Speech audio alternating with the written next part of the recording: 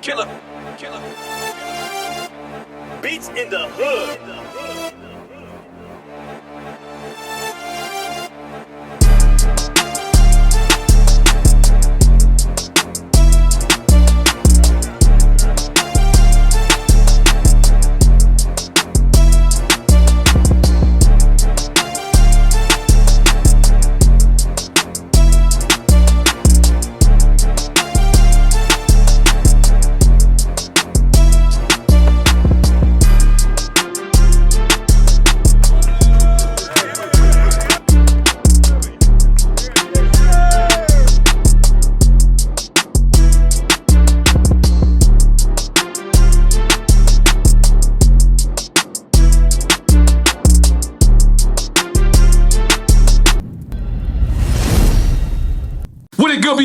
This is your boy N.O.R.E. What's going on? It's DJ EFN. And this is Military Crazy World Podcast. Make some noise! Now, when we started this show, we said that there wasn't an outlet for people who has been seasoned in this game, for people who have been 10 years or more. Where the person that we're about to introduce, the person that we're talking about, not only is he seasoned, he's making it look good. Yeah. He has dominated every world from when you talk about your parents, not understanding, to sitcoms, to movies, to dominating, goddamn, jumping out of a goddamn plane. Preach. This motherfucker don't care.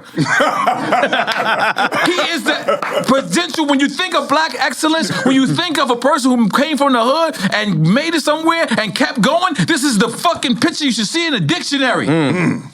For not just black people, for all people throughout the world. Wow. For people who made it from the bottom and really, really, really made it to the top. This man has dominated so many fields. We are proud of him. We are happy to have him on the show. In case you don't know what we're talking about the one, I'm about to say Fresh Prince. That's right. Because that's where I'm going with it. Yeah, yes, we take it all the way back. Yeah, but we're going to say, Will Smith did it again. Yo, hey, but you can't forget, we're in Philly. We're in Philly. Which, by the way, let me just tell you something. I'm gonna be honest with you, and I know some people from Philly gonna question this what I'm about to say. Well, just be careful because you're still here. Yeah, I know. I'm scared. I'm scared. I've been scared. I am. You don't know what I'm about to say. I am because first of all, Philly's my #1 market from me being from New York, and even in Drink Champs, I believe it's always been our top 5 market. But this is the first time ever I flew to Philly and I seen clear blue water. Yeah, I know. I was like, did Will Smith buy some synthetic? Did this motherfucker just AI Philly? Like I saw blue water, like going to Philly. I mean, I'm coming from Miami, coming to Philly. I was like, did you buy some shit out here? Yeah, because I knew y'all was coming. Okay, he imported water. Switch. We hit the switch. When luminaries are coming to town. But you got a street named after you. Yeah. Right? Congratulations, man. Yeah. Let's make the noise. See, our people, not only when they get a street named after them, but most of the time it's always after they pass away. For sure. And it's most of the time almost after, like they reach their glory days, and it's like kind of like when they reach the down. You're on top. Yeah. For sure. You're not dead. Yeah. Not dead. You're not dead. You're not dead. You're well alive. Dead. A couple days last year, I wish I was. But. But so how does this happen? The mayor calls you? Yeah. And what do they say? So, Charlie Mack is... Pick up Charlie Mack. That's my dude. And, he's really connected with the city and stuff like that. So he's, he's always pushing for stuff like that. That's my day one ride or die. So they made contact, and it's funny. It was like really strangely emotional for me. It's like because I've won awards and stuff like that, but it's a street named after me in front of my high school. It hits different, right? So and it hit real different. And my mom is sitting there, and the mayor presents it, and it was like, and it's called Will Smith Way. Wow. Right? And it really hit me with the idea of like, what is the Will Smith way? The kids are gonna come out and cross a bridge and think about the Will Smith way. That was heavy, man. So do you think that? Yeah. Do you think your neighborhood will have crime in it, or we gonna put bad boys out we there? ending that. We ending that. We ending that. No crime will That's right. That's right. We only elevating. We only elevating. Yes, that's right. We learning and growing and evolving. Right. So I'm gonna bounce around a little bit. I'm gonna have a drink. You would like to have a drink? Yeah. What they got? What they put in here? Okay. I don't know. Some Will Smith juice. Listen, I'm just letting you know. I was like, to do like drink champs. I wanted to sit with y'all, but like I'm a drink chump. So we better get to listen. We gonna phrase that. I'm gonna be listen. It ain't no. I'm gonna be no good. Okay. One drink. Okay. One drink. Now you good. And I'm gonna be what sleep. drink? Well, we have a beautiful Philly bartender here. So would you like to serve Will Smith a drink? Yes, I made you a vodka and cranberry. Vodka and cranberry. Okay. That's how I keep it real simple. What's your name? Amanda. Amanda. How you doing, Amanda? Let's make noise for Amanda. So we're gonna all right. Boom. We're gonna bounce around a little bit, right? All right. Do you realize? It might be my opinion, but I believe everyone else in here is probably gonna say the same thing. Bad Boys franchise might be the best franchise in movie history. I'll take that. I'll take that. That's definitely your opinion. Some people gonna disagree. Name somebody who could disagree. We're only talking to Godfather. We only talk the Godfather. We're only talking Godfather for sure. Godfather, and that's because that's all seriousness. They was throwing fishes and shit. If y'all was throwing fishes and somebody, I'll be right there with Godfather. We're gonna add some fish next time to be up there with the Godfather. But that's okay. It's hard to do. What we did in Bad Boys, the one thing that I'm gonna give us, because I can't say it about myself, but I can. I do agree with you. I do agree. Yes. Yeah. But like 27 years after Bad Boys 2, that's what I'm saying. That still win to be able to do a third one. Right. 27 years later, and then be able to do a fourth movie, and they all are increasing in the box office success. That's hard to do. To the brand, that's hard to do. That's hard to do. I realized how dope it was, and I realized how good you was an actor when I realized you got DJ Khaled to promote pork. I'm sorry, Akis, but it's true. It's true. You're just going at Khaled this whole time. I'm just saying, Khaled can take it. He's a funny guy. Let me tell you, Khaled, he's very funny. It's my brother. on Bad Boys 3, Khaled, he was having a hard time with his lines and stuff like that. So on Bad Boys 4, he decided he was going to be perfect. So he stayed in character the whole time. He was the chop guy. I was like, yo, Khaled. So listen, like in the parking lot coming into work, I was, yo, Khaled, what's up? What's up, Mike? Yo, hey, what's up? Khaled's a nice guy. He's like, he stayed in character for like 2 weeks. I didn't see him out of character. Right. I was like, Khaled, you're doing a lot. It's Bad Boys stuff. You don't have to do method acting for Bad Boys. He stayed in there hard though, but no, he did a good job. I've watched the movie in 10 countries, and when Khaled comes on camera, around the world, audiences like, They just, he got a thing. People just love seeing him. So as my friend Capone walked in from Capone and Noriega, and I'm thinking about our legacy. What's up, brother? How you feeling, man? One of the first records on the album. By the way, you was starting on that album. I know. Yo, I ain't gonna lie. We gonna get into it. Like, I'm listening to the album like, yo, you trying to show you. I feel like you had something to prove. Yeah, no, I had more than something to prove. I had something to say, right? And I felt like the first track on the album is called Barbershop. Barbershop, Interior Barbershop Day. Yeah. Oh, you was having fun on that. I was having fun, right? So what I wanted was like, let everybody know I know what y'all been saying. It was somewhat what reminded me of somewhat what Eminem did. Like you said everything about yourself, so no one can say something. Right, absolutely. Okay, continue. It's like it was based on Eddie Murphy's barbershop scene from Coming to America. Right. So I played 3 characters on the track. Jeff played one, and B. Simone played a character. But what I wanted to do was to set it to rap. So the people are talking, but they're talking in rhyme form lines back and forth. So I wanted it to be a really unique kind of creation where I got to just say everything that I wanted to say. Right. It's like, it's in the back of people's mind. So first track, I want to get it out so we can, open up to talk about what I want to talk about. The intro right into the track, then he was like, Abu Dhabi. I was like, he feeling it. So let me ask you. Yeah. We stand in a burning forest. Mm-hmm. In a burning forest. They know where I'm going. Yeah, okay. We're in a burning forest. You're in a burning forest. You got one bottle of water. One bottle of water. But this one bottle of water could save somebody. But you got two choices. You got Martin Lawrence there. Damn. And then you got Jazzy Jeff. Damn! Wow. End it out for me. Damn. It's Martin Lawrence and Jazzy Jeff, and it's one bottle of water. Yeah. I heaved that bitch in the forest, and we all die together. I was going to say about that, Capone and EFN, I did not have that answer, guys. You're drinking the water looking at it. I'm like, y'all fucked up, man. Yeah, ain't no way.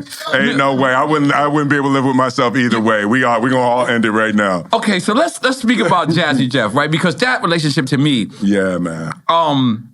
And we all know the industry. That's a really, really good question, by the way. I thought about that all night. That's a like all that's night. a really Thank good you. Yeah. So we clip that, okay?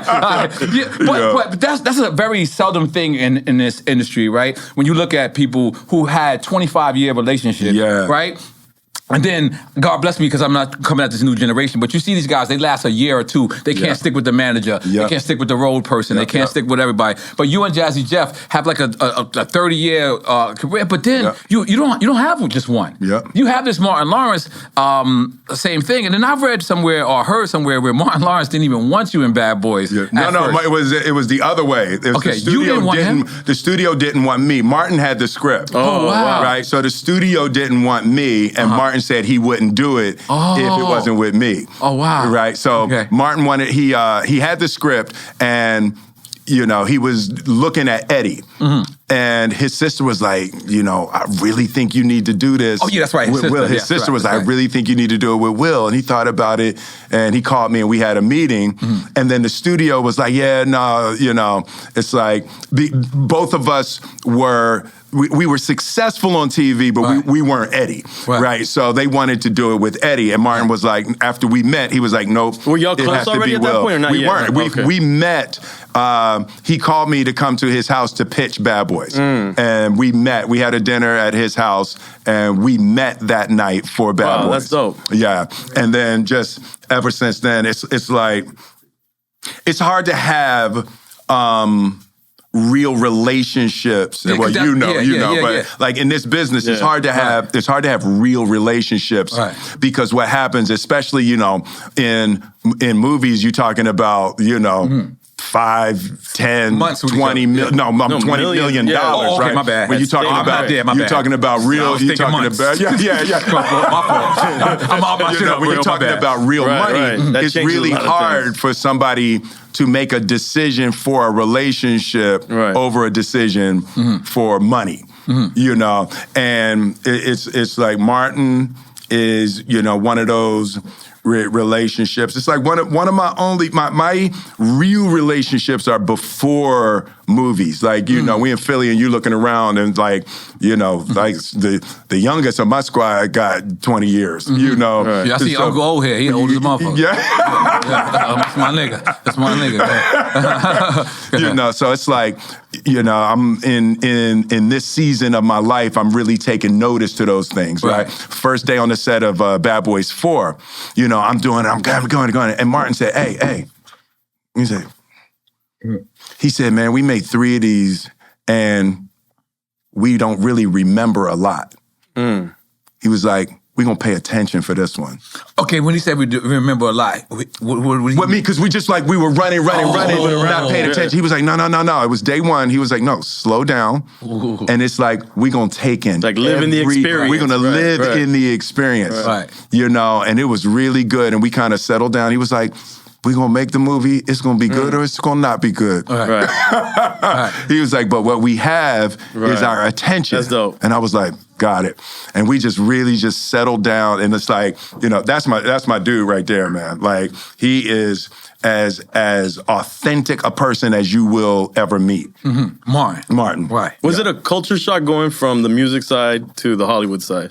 It was, it was really, it was different in the sense that, so music is really current, right? So you're making the stuff, you're in it, and it's really current. Right. And then what happens when you into television, it slows down a little bit. It's like 5-month delay. You make something, and then it's 5 months before it comes out. Then when you get in a movie, it could be 2 years before it comes out, and it just loses the immediacy of it. So for me, that was the biggest difference in the biggest difference, like in the expression of it. It's like you don't get to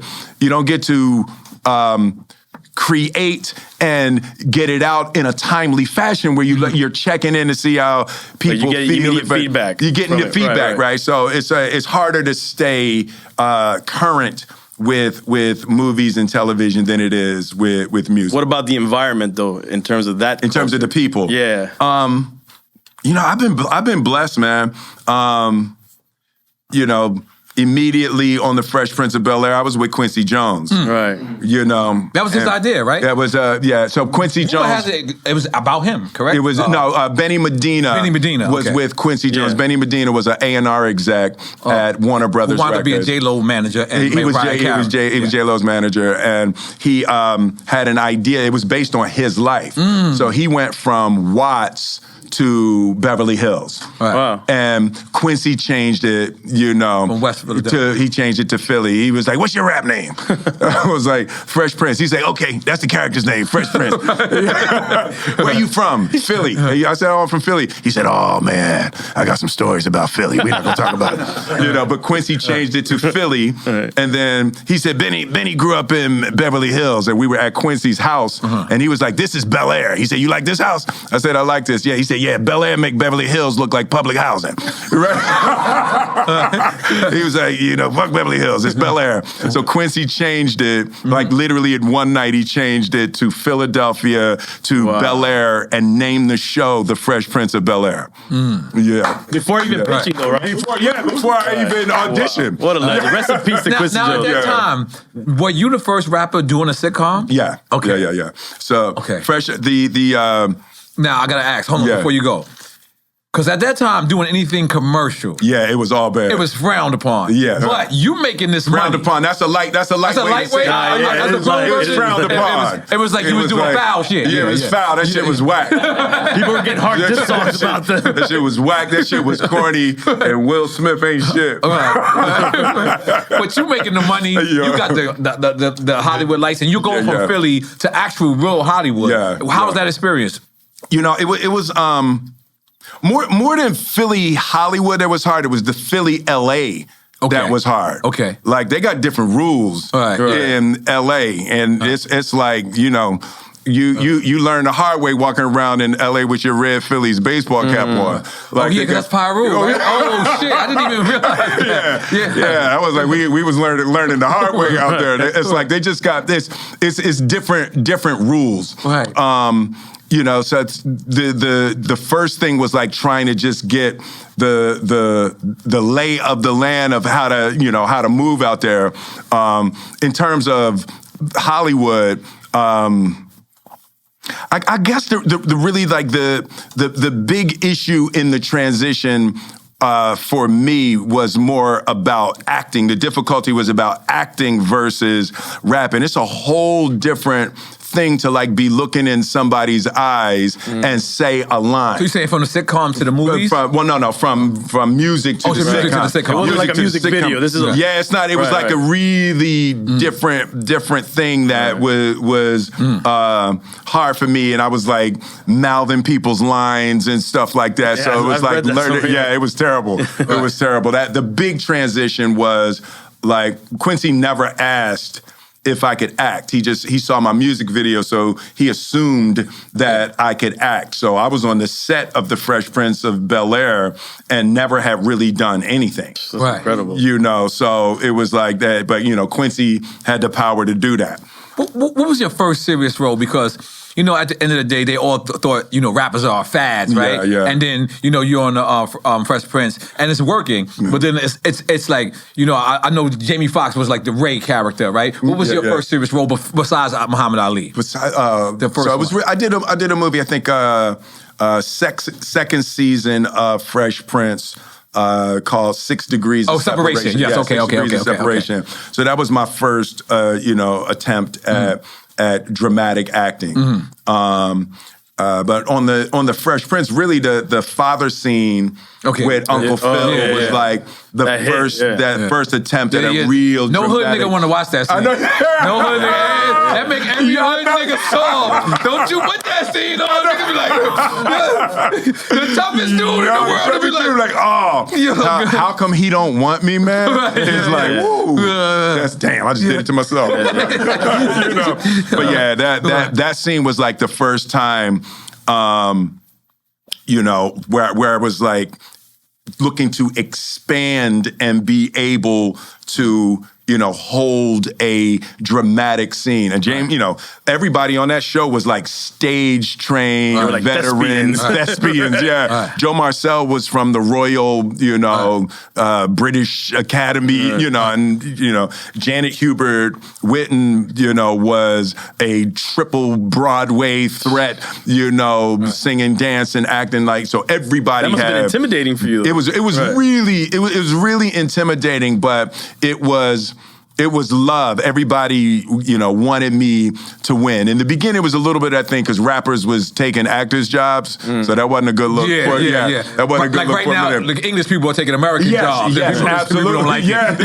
They don't like that. Yeah, it's like they you know, they are well trained though, you know, and that's a thing, especially with black actors in America, because the opportunities aren't the same. It's like we don't get, you know, stage training to prepare for acting. It's like we do it from a much more, from the muscle, natural space, and our training is actually on the job, you know, whereas, you know, British actors... They can watch The Wire. Yeah. learn it. Like, I mean, they did. Listen, they doing the damn thing. So we have a game on our shows called Quick Time with Slime, right? Where we ask questions and we take shots. If you don't want to take shots, you can have somebody from Philly who represents you come in place and take your shots. Or maybe you have 1 or 2 shots.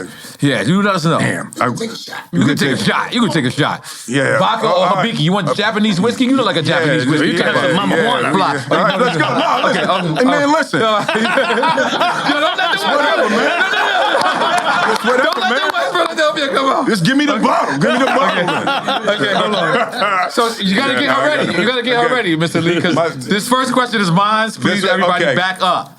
Everybody, back up. This is not even on the list. All right.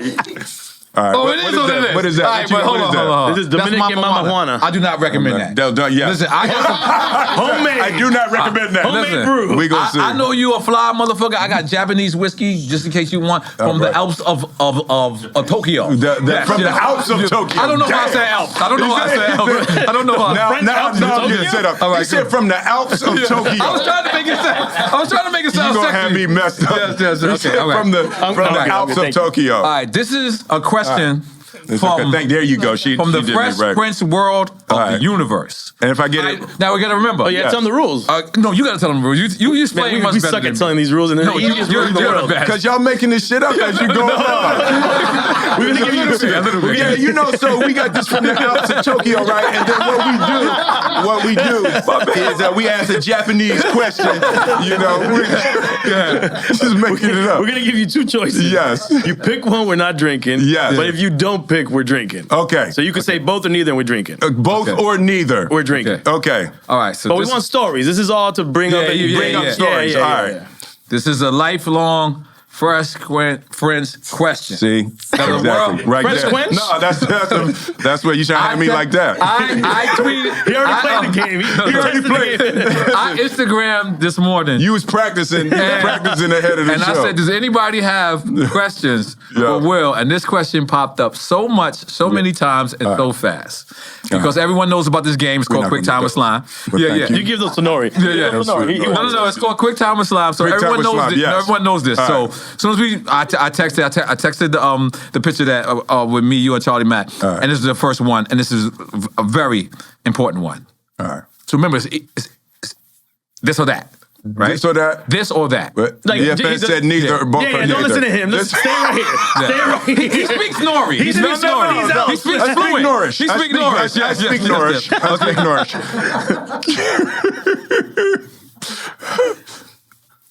Vivian 1. He can't get it out. Because I wanted to say it politically correct. Vivian 1 or Art Viv 1 or Art Viv 2. I was trying to say it without saying I'm doing that's another one. Dark Heat skin. that bottle into the forest. Oh, so did we drink it? All right. Damn. Salud. How many times in your life has people asked you, So it doesn't burn when you drink it. oh, it burned you. I'm just trying to act hard in front of you. Like, you Will Smith. Nigga. That definitely burns. All right, it's good. Okay. That's tasty though. Oh, yeah, I like it. It's from the Alps of Japan. From the Alps. It's a very special place.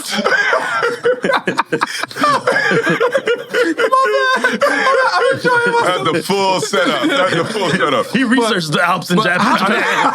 How many times have you been asked that question? Oh my God. Yeah. No, you know, it is it was one of the most like difficult times in my life. Right. You know. Because you don't understand this is a job. You have a relationship with Yeah, it's like, you know what, on those kind of sets, you take on the relationships of your character. Wow. It's like your set parents, your set Yeah, family, right. So it's like, that's real relationships. You go, you know, it's like, you know. And this is your first relationship outside of hip hop. Yeah, and it's like that loss, that's I'm not a man that's prone to much regret, you know, because I believe things happen and they, you know, if you're happy today, you gotta, you know, accept that it's because of the things that went right and wrong. Right. You know, but that was a, you know, Janet and I are magnificent friends now. But that was a very, very, very hard time for me. And it was like I didn't see. When you said Janet, you talking about R&B. Janet first. Yeah, first because we don't want to lose first people.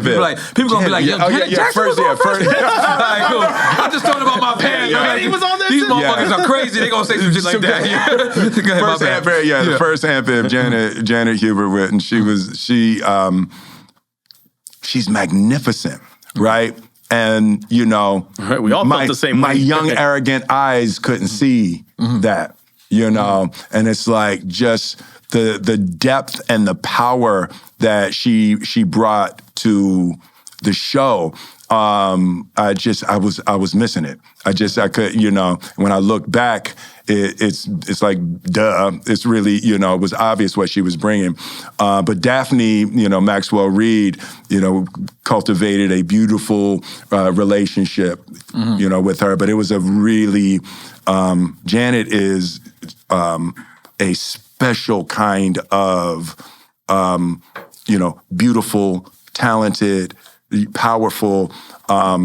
You know, she was holding it down, and I certainly wasn't seeing how powerful and important she was to the show. Right. Now, there's always these rumors that Michael Jackson is like a gangster on the side, right? Is Carlton Banks gang banging on him? I mean, just let us know. Let me tell you, that is one of the most committed comedic actors I have ever met. Nobody commits. Like he hasn't broke character. Yeah, like he did the method acting. When he goes, one of the, you know, I really learned my comedic acting on the set of The Fresh Prince of Bel-Air. Oh, wow. And the thing that Alfonso does is like, even when he doesn't like something, you know, he always gives it 100%. His thing was like, let the writers see if you tank the joke and you don't give it all, they're gonna think that it didn't work because you sabotaged it. And he really taught me you know, with that Carlton dance and stuff, like when he goes, and it's like you can feel the power and the fun of his commitment. It's funny because he commits so hard to the joke. Yeah, he's a unique breed. Okay.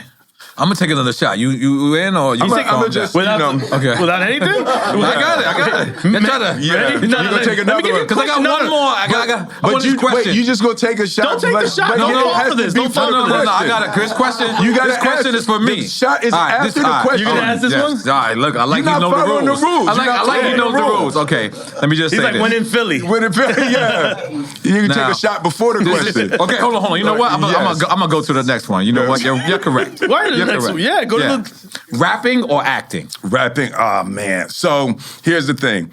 I think I'm more naturally an actor. Really? Right? I think that what my mind most naturally falls into as far as entertainment. Well, I saw you reach for it and then you pull back. You can go ahead and drink. You just want to drink. He said, I'm not letting you go by yourself. You was breaking it down so good. I was like, that. The Philly came out of me.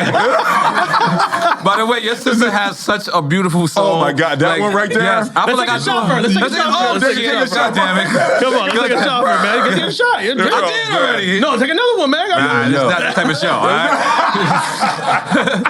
Go ahead, what you said. No, so I'm more naturally an actor, right? But my love is hip hop, right?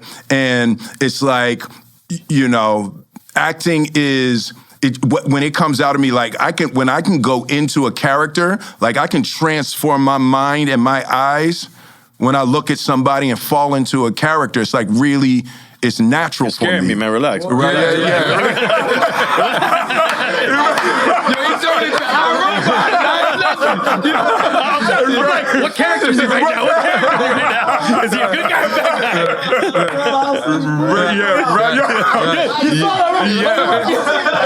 Right. Yo, and it's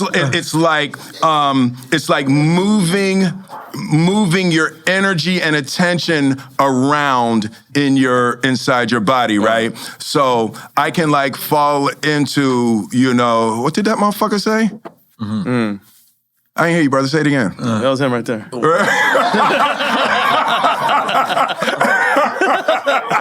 My chest is on fire right now. Right, so that and I've always been able to do that, to like see something and mimic a character. So I've always been able to mimic it, and as I got older, I could like fall into the emotion of it, where it changes the look on your face, it changes your eyes, it changes your body language, and just, you know, so I've always been able to do that naturally. But you learned that with time, or did you ever have to take classes?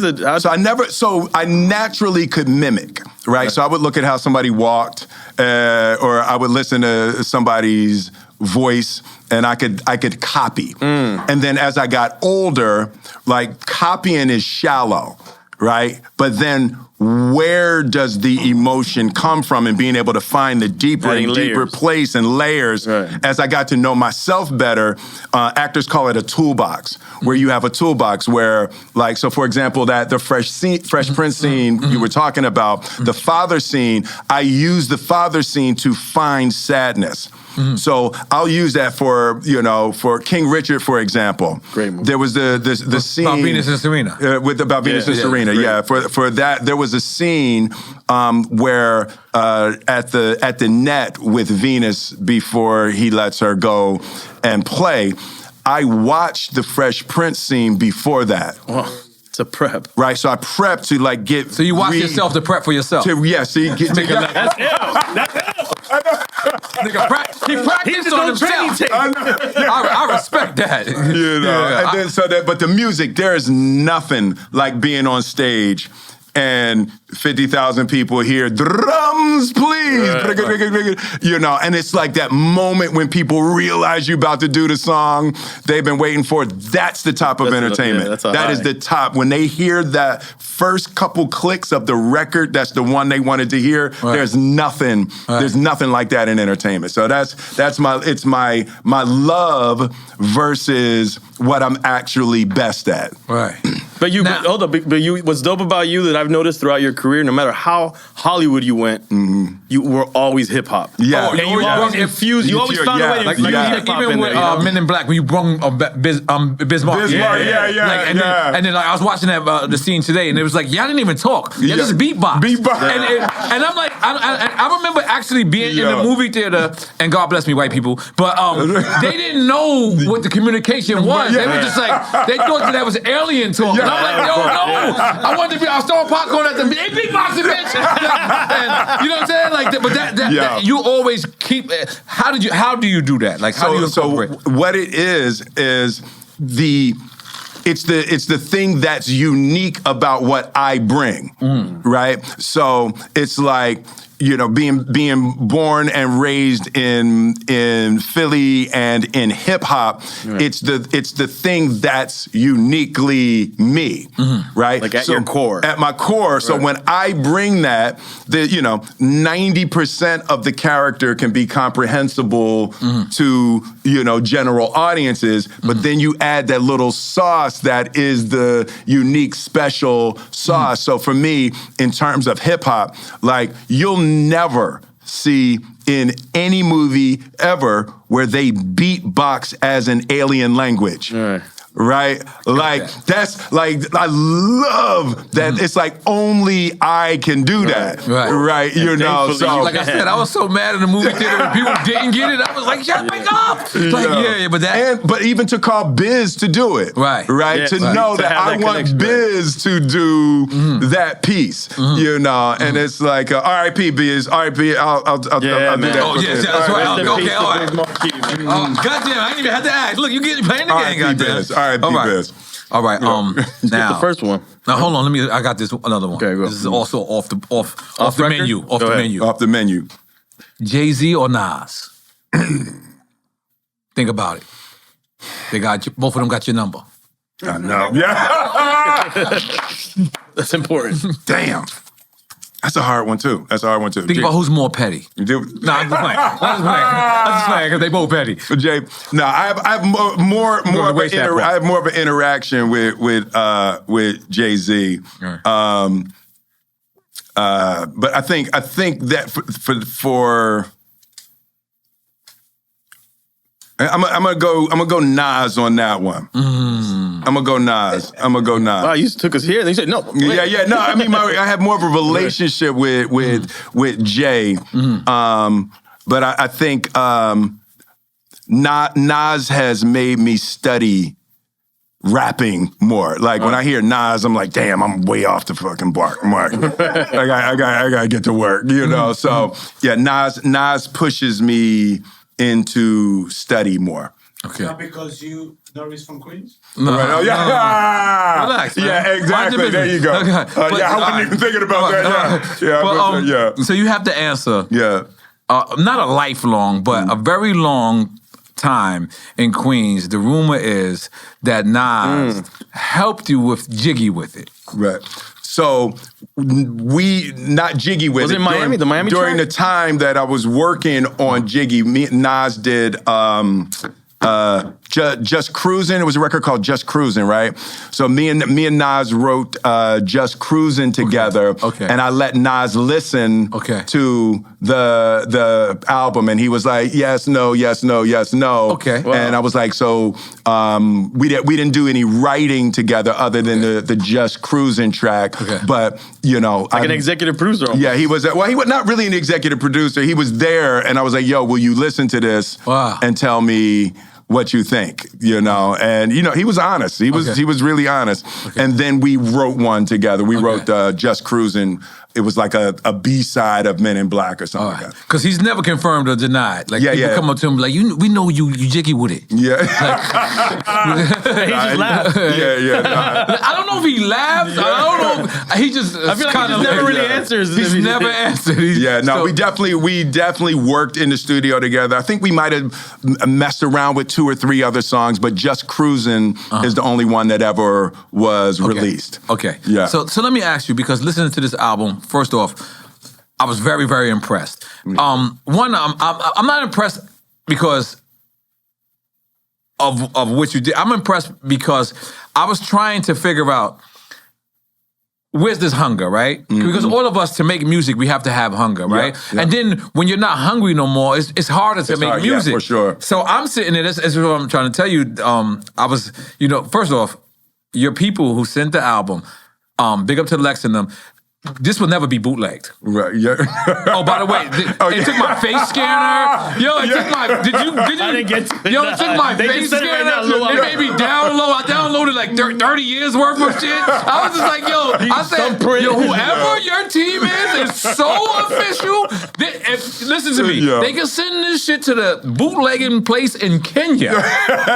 And they still With wouldn't be- Okeechobee running miles, and they still can't bootleg this shit. I'm just being honest. It took 3 of us in one man. car to go through the whole album. But here's what I was saying. I kept listening and I kept saying, where's he gonna slack at? Where's he gonna say, you know what, I'm this, movie star, I'm this guy that reached all the accolades. I'm so crazy now that I do white boy sports, and you know what I'm saying? Like, but I'm still black. And then, but then you come and this album, and I'm trying to find. Yeah. But I was so jealous because I couldn't find you not being hungry. I still felt that hunger. Yeah. I still heard Fresh Prince. Yeah, And I'm jealous of that because if me and Capone right now go on and make a war report, I don't think I can have that same attitude. I'm not speaking for him. I'm speaking for myself. Yep. And so I was jealous because it took me a whole day to download it. So when I finally, because I'm not that smart, but then I had 2 smart people and it got them. So I was like, it's not just me. But going through it, and then I went back through it, and I was just like, I can't see how you locked in. Did you go to Bali or somewhere? Like, how could you lock in and block the world out and focus on this? Because it sounds like you're super focused. Yeah, for sure. 2, it sounds like you still love the game. Love it. That's the problem. Yeah. That's the part that I'm mad. Like, because I'm like, damn, how could he been through way more than me? Obviously, have more accolades and all wins and things like that. But how does he still have that hunger? Yeah. That's a question for me personally. And not even for the world. Like, I felt that hunger in you. So what happened? I don't light a blunt. I ain't even got a blunt. That's how good that question was. My bad. Go ahead, continue. No, what happened with me, man, is, in the last couple of years, like, I really just shut it down. And really, after the Oscars, I just shut it down, and I did a real deep dive. Like, I looked at myself as honestly as I could. And I looked at all of the parts of myself that I always thought of as not for public consumption, right? So there was a Will Smith, and there was an image, and there was an identity of Will Smith, but that was only my good qualities. It was only the best of me. Are you saying Will Smith to the public? Or Like an Instagram profile. Yes, right. Yes, Right. The Will Smith to the public was only the best of me. Will Smith wasn't allowed to be I remember upset. that beautiful Right. post, the beautiful post that you posted, and you posted with you on the island, and then you showed that there was blue behind you. And then, yes. So you're right. saying like something like that? Right, so that was a fun way to do it, but the idea that you never saw me not smiling. Right? But you could probably imagine there were some times when I wouldn't be smiling. It's just that wasn't for public consumption. Right. So, it was just the best qualities of me. So then, I was forced into a situation where I had to be honest that I don't just have good qualities. I have some things that I have pushed down. I have, fear. I have confusion. I have anger. I have sadness. Oh, you're human. Yeah. Oh, yeah. Right. That's probably the most beautifulest thing. And I know you spoke about it, but I won't. But what I'm saying is the most beautiful thing about you is you own your humanness. Yes. And you know, I'm gonna be honest. I'm bouncing around, but I always related to the 5% nation or like the Muslims a little bit more than the preachers because the preachers showed me that they didn't have mistakes. Yeah. But when I seen, the 5%ers, or I seen the FOI handing out the newspaper, I seen that brother messing up before. Yeah. So it made me relate to him more. So that's what you know what I'm saying? Sure. So that's what I feel like with you. But my thing is, you've never lost a step, and if you did, I guess you was just admitting that, but you didn't show it to the world. Yeah, how can you do that? So for me now this time, this phase of my career and really this phase of my life is as I looked into myself in that way, and I like really confronted those parts of myself. My humanity, right. Not just the straight Superman winning all the time, the happy Superman winner, right? When I started confronting those other parts of myself, something really magical happened, right? As I the best way I can describe it is imagine I pushed my anger down and I held it, and then it popped. And then I was like, okay, I'm not going to pretend like you're not there. Let's talk, right? And I really confronted it. And then it's almost like there was a hole under my anger that my anger was plugging. But inside the hole was great shit. It was great creativity and great power and new ideas. And it was by not accepting that part of myself, I was cutting off the good that it could offer me. Right. It's like there's no bad qualities. There's no bad qualities in you. There are things that are neglected that will be a superpower if you befriend your anger, if you befriend your sadness, not try to get rid of it, befriend it. Befriend the fact that you're scared.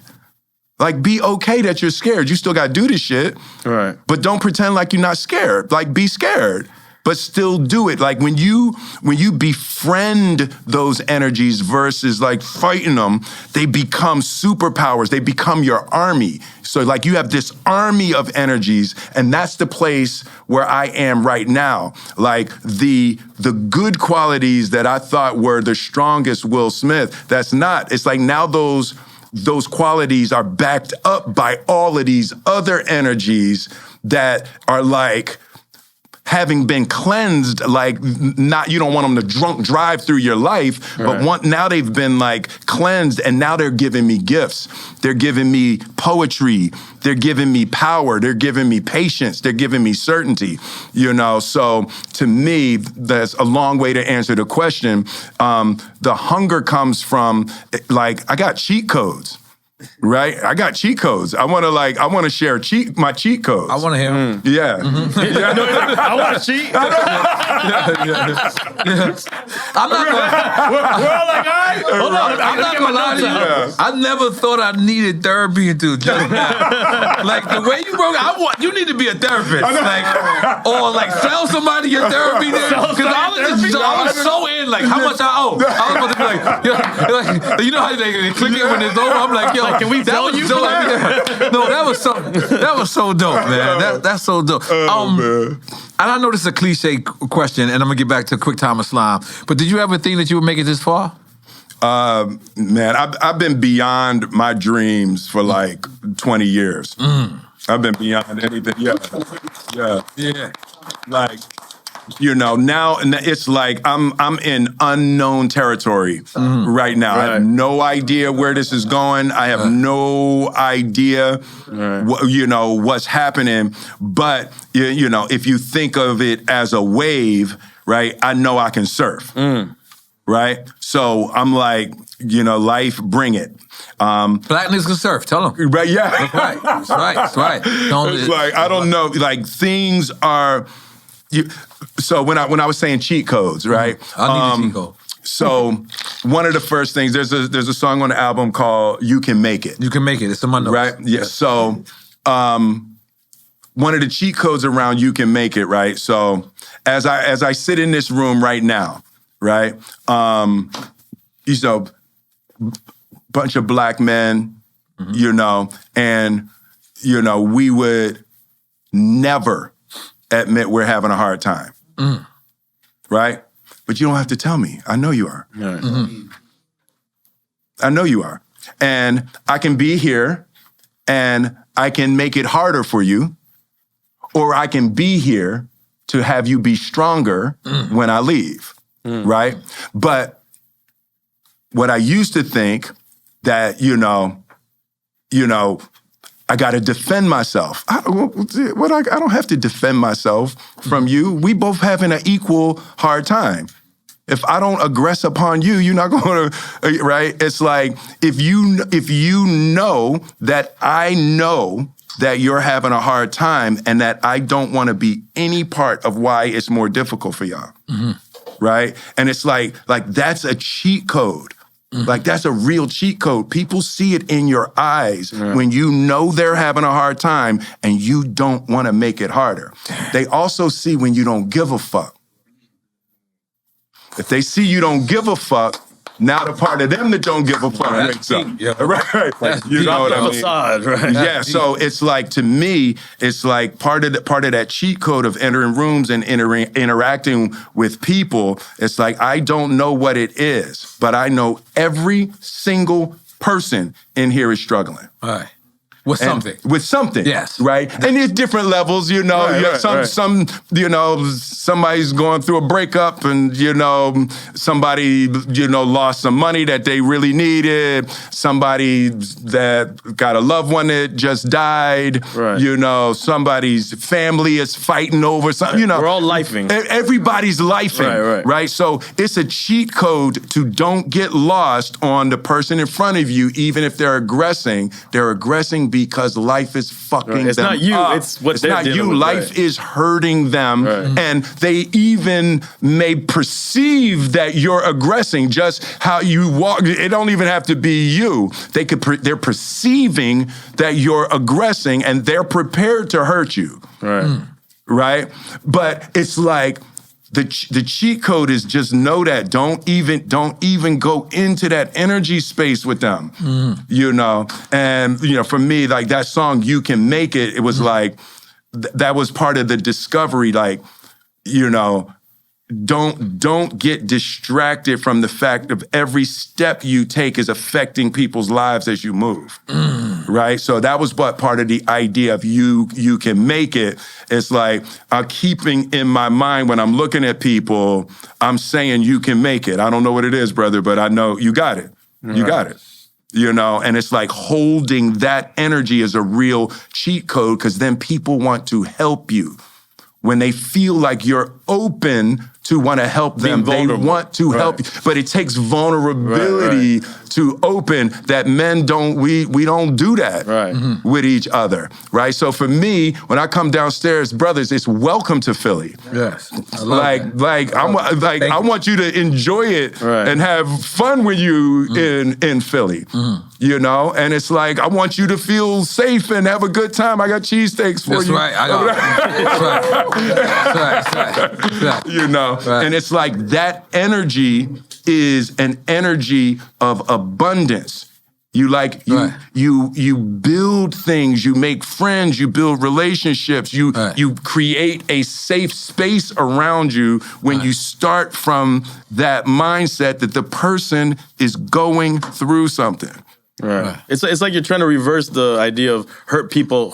Yes, absolutely. But you're trying to reverse that. Absolutely. You know. But I want to say something, because the rollout that your family, the people that work with you, I've seen you on $1 million worth of games. We've seen you on, what's the guy's name that tells everybody to stop smoking in his Airbnb? Playboy Mac.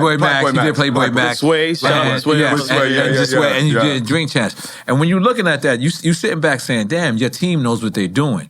They're shifting with the time. A lot of people would have went to, you know, the traditional radio stations, which you dropping an album. So obviously you want the radio plays. But right now, black young unscripted media is running the world. Absolutely. So the fact that your team knew that, like I watched it and I'm sitting back and I'm like, whoever's on your team, they know exactly what they're doing. So here's my question.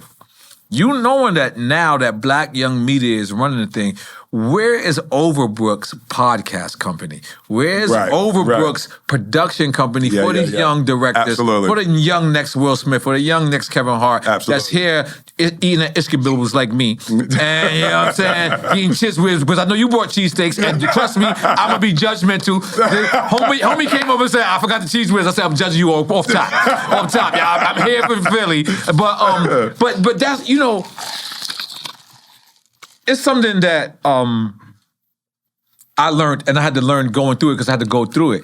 Nas, who we spoke about earlier, Nas could have had Capone Noriega sign. He could have had Mobb Deep sign. He could have had AZ sign. He could have had Foxy Brown sign. But he chose to kind of be our friends, right? When we might have wanted our leader at that time. So if you look at Nas, and that's my brother, you know what I'm saying? I called him before I got here. But then you look at Jay didn't really care about him being your leader or not. He wanted to make good business. So if you look at that, but then if you look at them both, that's what you are. Like, you know what I'm saying? Like, you're a person who has the movies, you're a person who has the music, and obviously podcast is this new thing. And I'm sitting back like, why isn't Overbrook, you know, that version of iHeart? You know how iHeart has all these things? And then you got Netflix, and God bless us, right?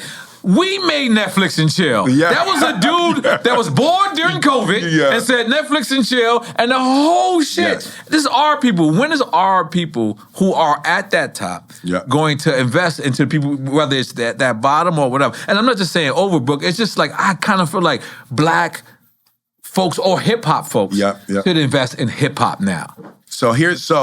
Was that a good question? First, that was a really good question. You felt good about it. You make the noise I'm sorry. I like that. No, it was sharp. It was so. Not enough for a shot? It was poignant a little bit. It was poignant. Okay. Cheers. Well, I want you to answer the question. We need Blacks to invest in Blacks. Yes. Cheers. Yes. So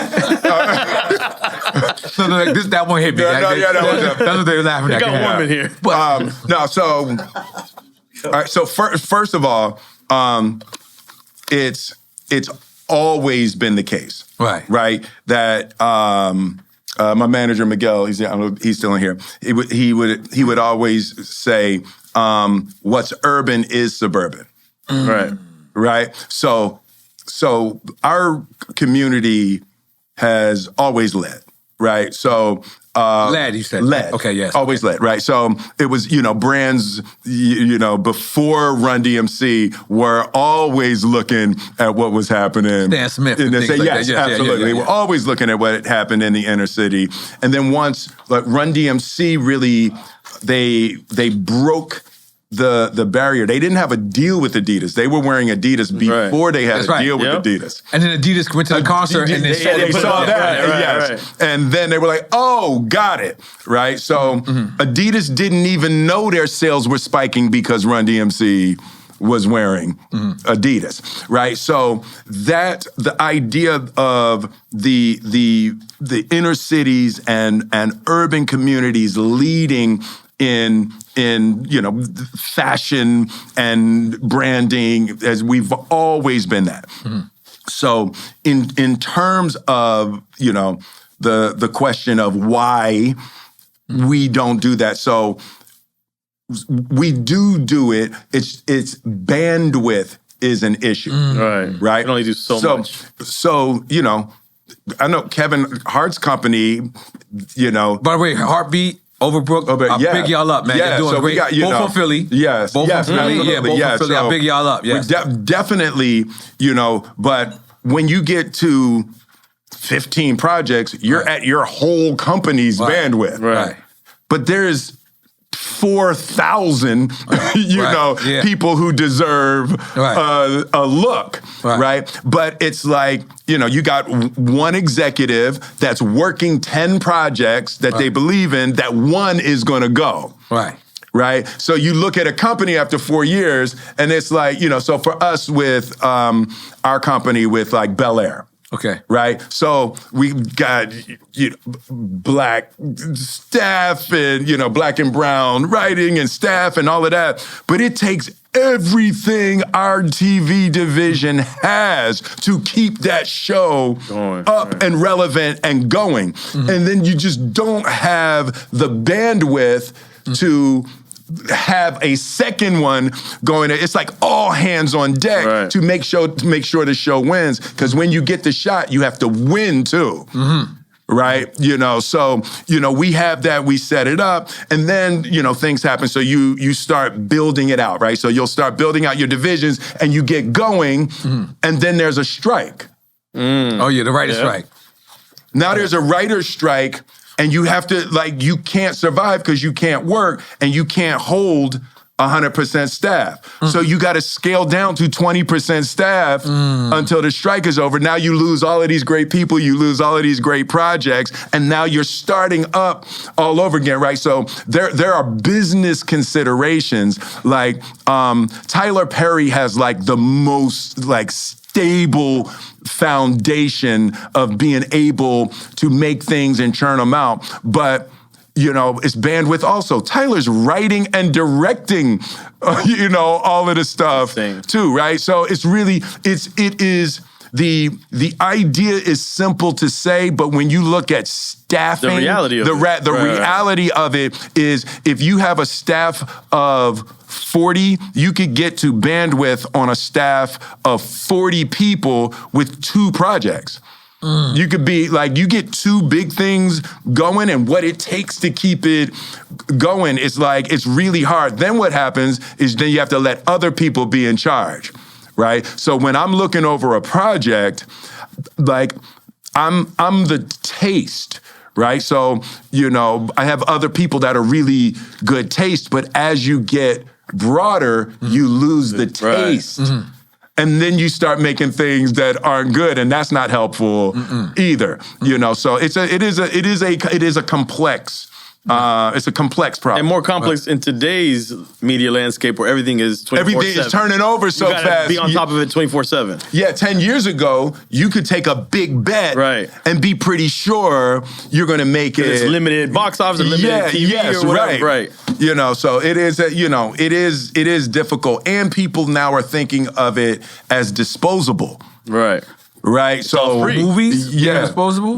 Well, entertainment in general, that's a fact. Content is disposable. Seems free to everybody. So you can't even make a $2 million bet on something because people might decide that that's not. This guy is doing it with AI. Right, exactly. Yeah, it is a difficult issue, and I'm in a lot of those rooms. It is not because people are not trying to make it. Yeah, it is not because people are not trying. That's great. Yeah. So they always say that being the first person is beautiful, but you get looked, you get frowned upon, right? Yeah. I'm using that lightly again. You were the first person to win a Grammy, first rapper to ever win a Grammy during the boycott, right? We boycotted and you boycotted and won? And won, yeah. And you still accepted your shit? Yeah, that's gangster though, right? Yeah. We didn't accept Take a shot. Take a shot. There you go. All right. Yo, boycott it. By the way, just look into my eyes. Yeah. We're making a statue for you. We're making a statue. Okay. So describe us this year. But were you guys solely boycotting on your own, or it felt like it was a hip hop boycott? It was a hip hop boycott. Right, okay. So what happened? So it was the first year ever that hip hop got acknowledged by the Grammys. Right.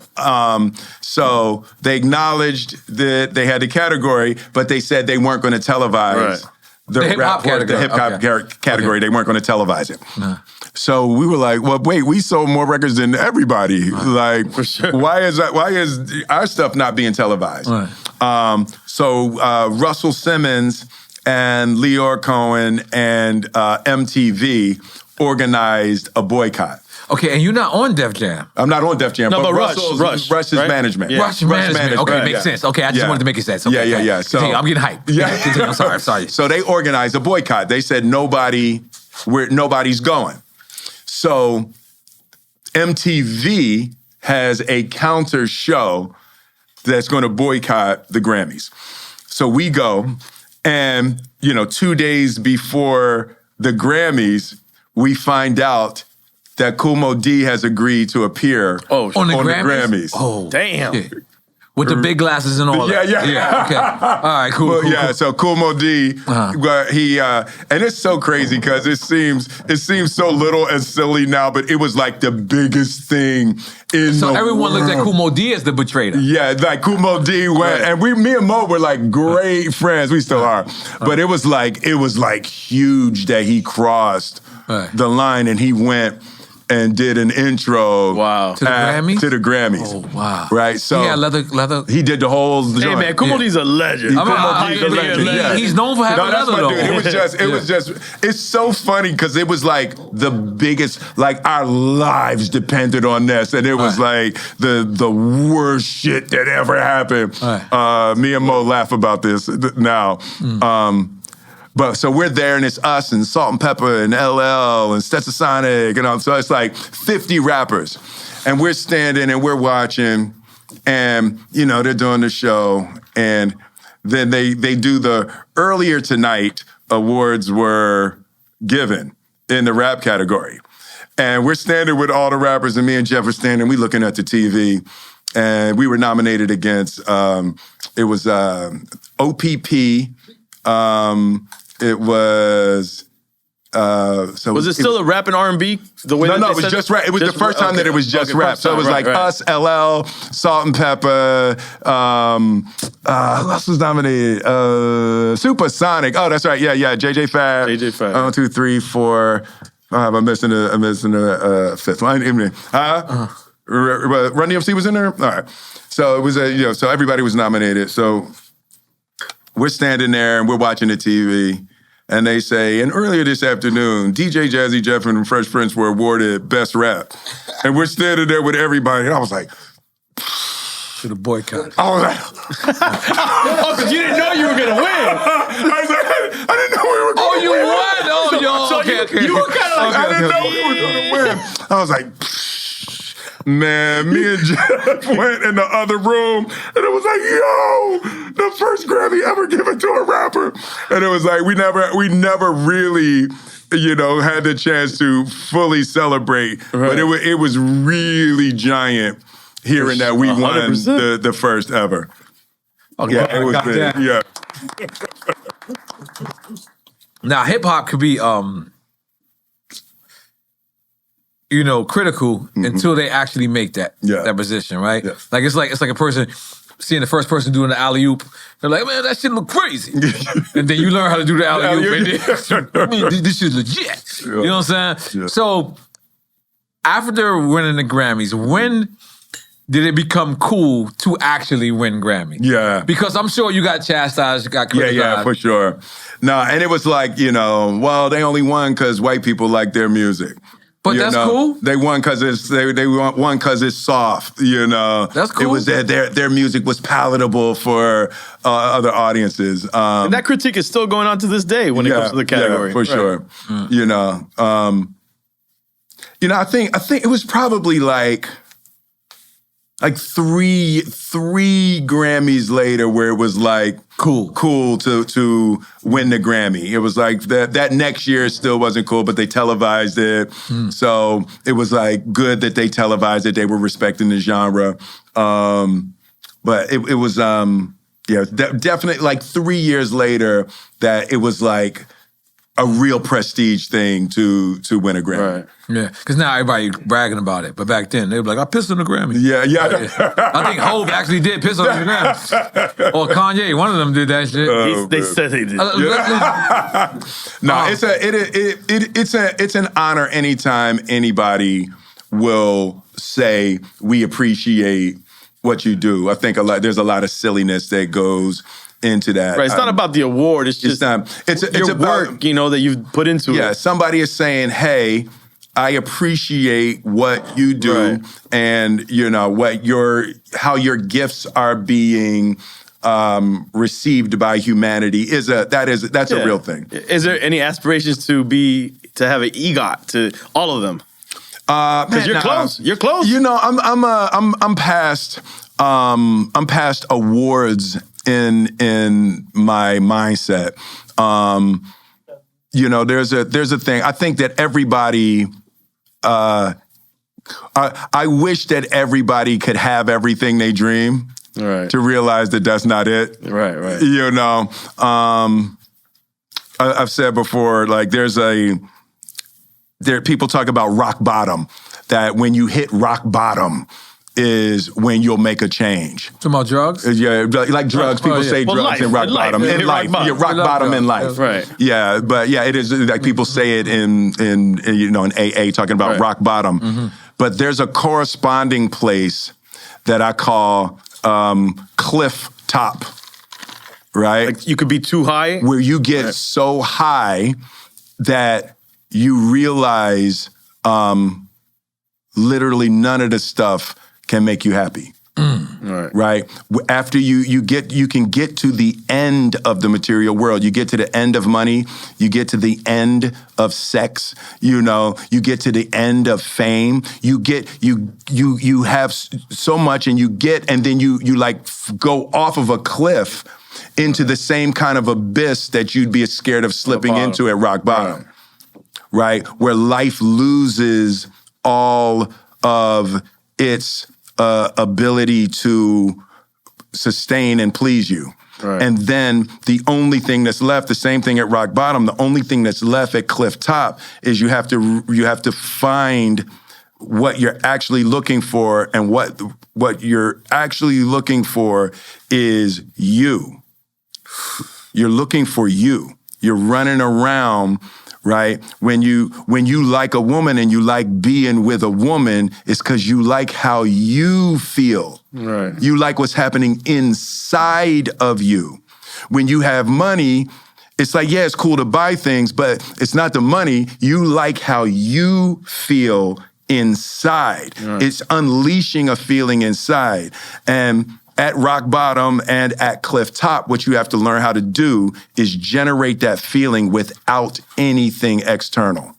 You have to learn how to like you so much that you like being alive so much that you bring positive energy that's not generated by stuff, right? Because stuff is coming and going. Right. Like people are coming and going. Everything you have and everybody you love is going to rise and fall in your life. The place that we have to find is a spiritual place where we are good with us. We trust us.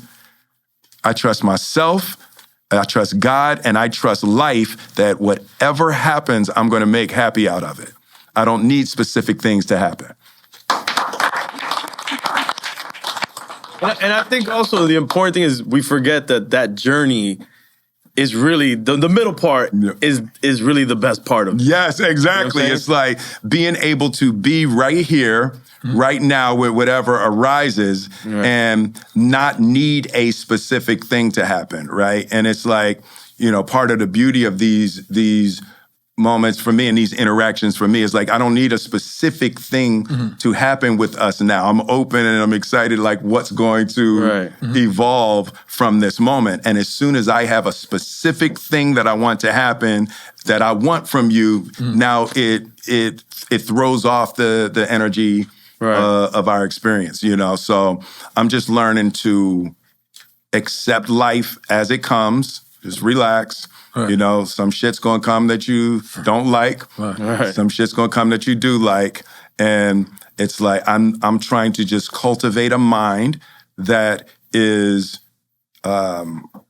able to accept and add love to any circumstance that arises. A lot of letting go. Yeah, a lot of letting go. Yeah. I ain't gonna lie, you set up that shot. It's not even me. Let me go, No, this is the wrong one. I gotta do that. Okay, I gotta do that. That's the wrong one. I watch you. Hold on. Let me join you properly. Cheers. So, look at me right here. So, I want to speak about no quick time with slime. We just You just threw it up. go back. But I want to listen. That's the one. I want to say something about Philadelphia. N.O.R.E. don't care nothing about the rules. Like the rules is for the rest of us. He make rules for the rest of us, but he gonna do what he wants. I like his style. The outs of Japan, goddamn. But Philly has made such a dramatic mark in hip hop. Yeah, for sure. Since after you, like, Yeah. prior to you, we had Schoolie D. Schoolie D was first, yeah. Then we had you, and like you said, like so many people. There's a lot of firsts from Philly and hip hop going way back. Yeah, but what I'm saying is from him, but so many people didn't understand because you were making clean rap, right? Yeah. For lack of a better term, right? You were making clean rap. A lot of people didn't know what West Philadelphia was. A lot of people didn't know what Philadelphia was. A lot of people didn't know that Philadelphia, you're going to get killed out there. You're going to get a cheesecake and you're going to get shot. It's serious. You're going to get shot and they might stay there too. Like it's like so a lot of people didn't know that because New York was so much of a conglomerate. yeah. But now Philly has kind of like took its own mark. Yeah. Like I mean, through hip hop, through so many different things, through comedy. You and Kev.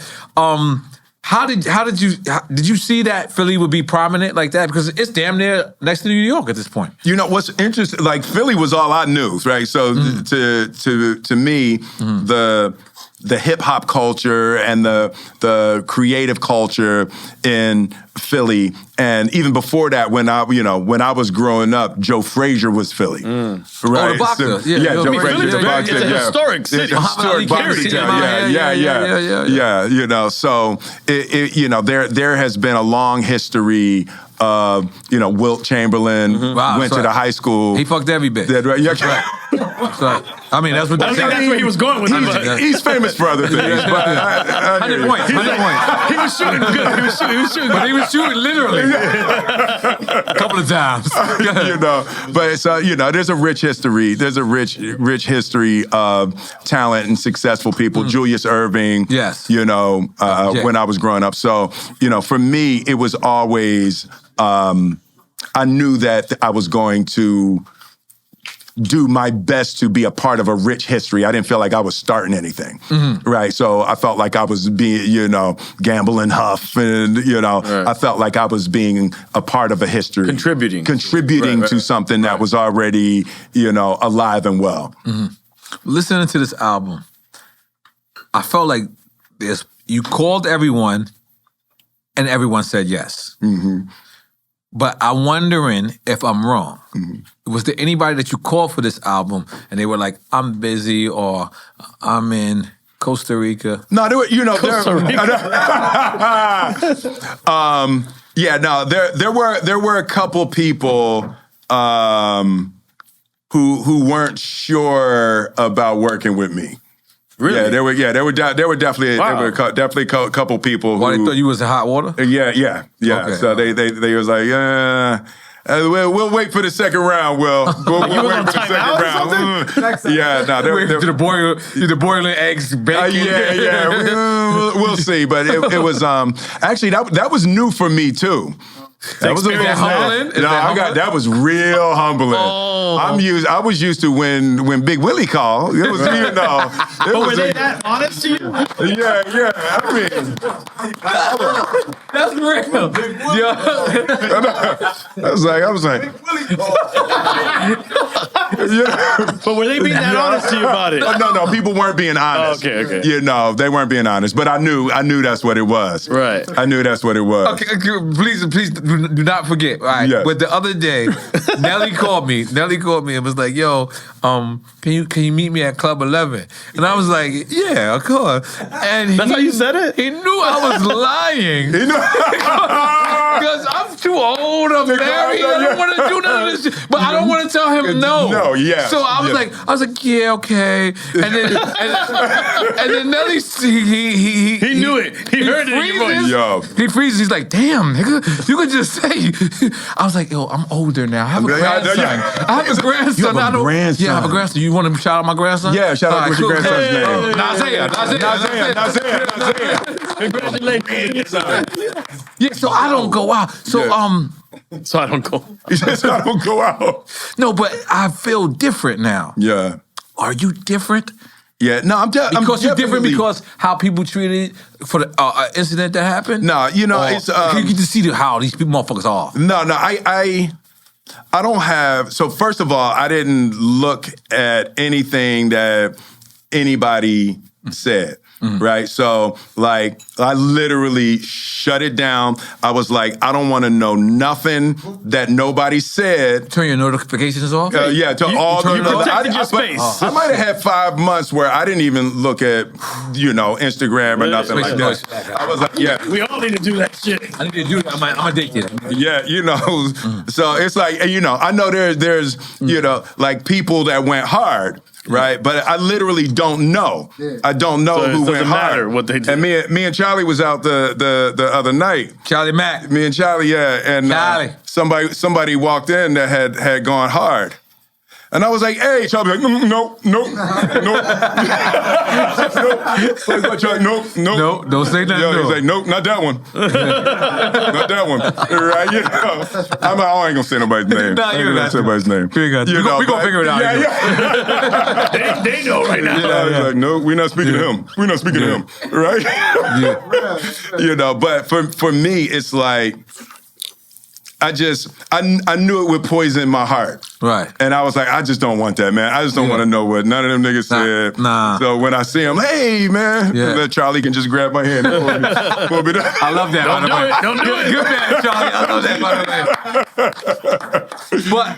But that was all right. Now I'm going to give you one of mine. I did an interview.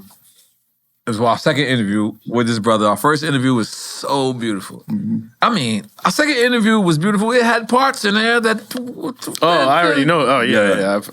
And I remember we dropping the interview. And sorry for anybody who's looking on the booth, but, Puff Daddy called me and said, man, you sure you want to drop this? And I said, yeah. I'm artistic. I'm standing by my artisticry. I'm standing by my Japanese Alpian artistry. And I make it up as I go. Yo, well, boy, did I regret that. And he did not say, I told you so. Did he? No, he never told me I told you so. I gotta give him credit for that. He never told, but he told me, and we dropped this Kanye interview. He's not saying names, the name. I said I wasn't going to say the name. I'm saying No, you just didn't say the name. Then But the views expressed by N.O.R.E. and EFN are not necessarily the views of Will Smith or Westbrook Entertainment. Yes, please, we're going to note that. But what I'm saying may cause itching. It surprised me with the people that called me. The people that called me wasn't the quintessential people that I thought that were called. Like Shaq called me. Wow. Pharrell called me. And it was just, for me, it was just like, I made a mistake. And when I say I made a mistake, I never said nothing. Yep. But what was our platform? I did not say nothing. Yeah. Got it. So now I understand that this is my responsibility. If a person is on my platform, regardless of what, if Will Smith gets on my platform and says, let's not say Monster Energy. We get money with them. Don't talk about Mama Juana, bro. Let's say brown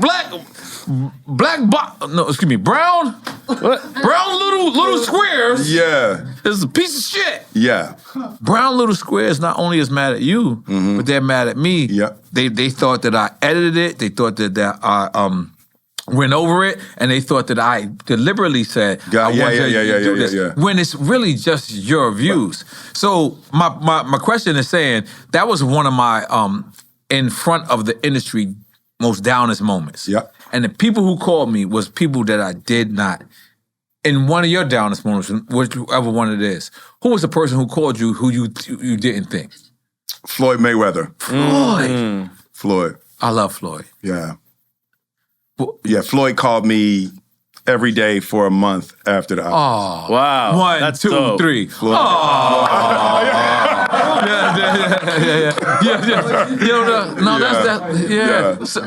I love that. I want to back up on this a little bit because you touched on a good point. All right, so you get this interview, and you have it, and you put it out. Here's the cheat code. Yeah.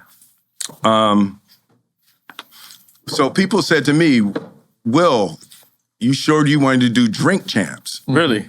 Do you want to like? You're saying for real? I'm saying for real. Like, Will, are you sure you want to put yourself in that position? Right? What is that position? Right? Yeah. Right. We don't even know. Yeah, right. So, it's like, Will, what are you gonna take drinks? Right? And then who knows what the fuck you might say. Right? And they were like, N.O.R.E's good at getting you to say some shit you might not. He might have you in the Japanese eyes. I'm good. I'm good. Right? So I said, because I love y'all, right? Yes, so I sat on it for a minute. Right? That's my first. No, that's my first time I met you. Hey. Yeah. We met you at the Bright. No. That's Nickelodeon. Nickelodeon. Continue. Right. So, but I really had to sit with that. Yeah. Right. So, the cheat code is what's your intention. Right. So when you're in those situations, it's like, what is your intention? What was your intention in that moment? In that moment, right? What's your intention putting out the interview? Right. So for me, when you're 10 toes down in your intention, right? So my intention of being here with y'all is to support any good you're trying to put in the world. God damn. We want to show you our attention because our attention is about giving people their flowers, where they can smell them, their thoughts, where they can tell them.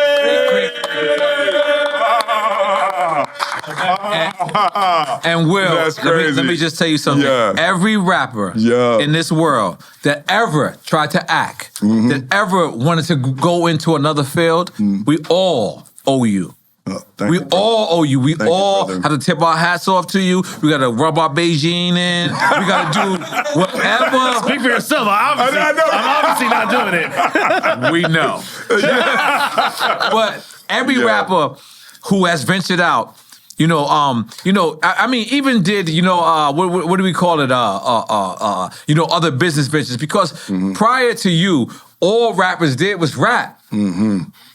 And then when they didn't have them pensions and them W-9s and the 401ks, then they started to complain. But you gave the blueprint. You said, you know what? I could rap, I could dominate rap, and I could dominate another field. Absolutely. And then I could come back and I could dominate another field. And I could keep dominating another field. And I could keep going. I could get so bored, I could do shit that y'all don't even like it. And guess what? And then you had the TikTok phenomenon. I be following you on TikTok. I don't know what the fuck you be doing. I'm like, fuck it, Will Smith do it, I gotta do it. Like, it's just like, so we want you to know, like, how important, how much you chip that other world. And right now we probably don't understand because that other world has just been chipped. Yeah, for sure. That's pioneering. That means that's what pioneering So that's why I said earlier, I was like, yo, you was the first person to win a Grammy. I'm sure.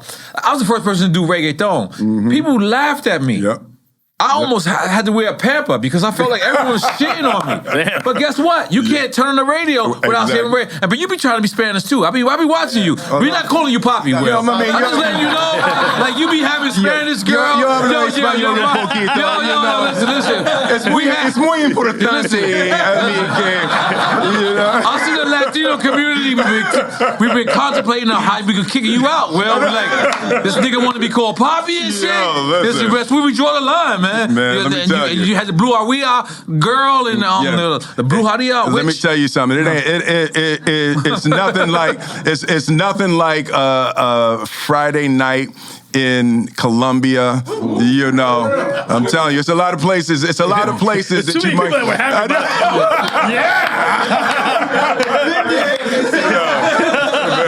Yeah, what the fuck are you doing? They had some more. The whole inside of the room, everybody. Everyone related to Will. Dude, it's beautiful though. I've always loved, Latin music and Latin food and like the fire of Latin women and dance and it's all of that. It's all connected too. Yeah. All of our Latin music comes from Africa as well. Yes, absolutely. I'm just trying to audition for Bad Boy 5. That's all I'm trying to sell chicharrón de pollo con hueso. You know what I'm saying? Mucho mayo ketchup con salada. Octopus de pulpo. Yo, Will, let me just tell you something, man. We were so excited. I worked out for about. He was I saw you doing the running. Don't go there, Will. Don't go there. You know we're doing the Rocky Steps tomorrow. Yeah, I heard. I could have hit your team. Your team was so official. Yeah. I was like, I couldn't bother them. Yeah. They were like, everybody was a fit, and I couldn't download the album. Yeah. I asked them about 17 times about the album. Then everything, yeah, it was so official. But we doing the Rocky Steps tomorrow because that's my dream. Yeah. To run the Rocky Steps. So now it's gonna be mostly Instagram. Yeah. Meaning, I'm gonna act like I'm running very fast. Yes, got it. And then I'm gonna go up the hill. Yeah, And then I'm gonna be like, yo. And you go, Yeah. you do that, yeah. You know what I'm saying? Just to get that shit. Yeah. Is that how you train for Ali? Yeah. Oh no, Ali was. I fucked you up with that? Yeah, no. That was a good. Let's get back to the interview. Listen, You train with I'm a real just saying, trainer. Yeah, you go from there. Yeah. You know, my mouth was open. Yeah. You know, Everybody's like, that was that good. Yeah, pause. But you train with Ali's real trainers, right? Yeah, no, it was real. Yeah. Okay. Because I was we doing did. boxing classes in South Beach. Yes, right. And you walked in, actually. I don't know if it was trainer. before Was or he after. Ali? But no, the trainer was still working at that gym. Yeah, And he so walked in. we- So you was know. you method acted as Ali? Yeah, we did a real fight camp. So it was real fighters, Michael Bent, Charles Schufer, James Toney, and it was. They wanted me to train and to, have a sense of the experience of what it was like to train for a real fight. So we went real. And Michael Bent was like, mentoring me. And James Toney was the one that he was Toney's like, the I don't work boxer. with no fucking actors. So James Toney would hit me for real. He would hit you for real? James Toney would hit me for real. Yeah, and I was like, hey, So Tony, you ain't gonna act this. I'm seriously. gonna give you the act. He would scream, bite your mouthpiece when he was throwing a punch. Oof. He would say, bite your mouthpiece. Boom. I'm thinking you playing. No, James Todd. Yeah, James Todd was like, James, seriously, come on, man. Come on. I gotta. He was, I don't work with no fucking actors. We fighters in here. Bite your mouthpiece.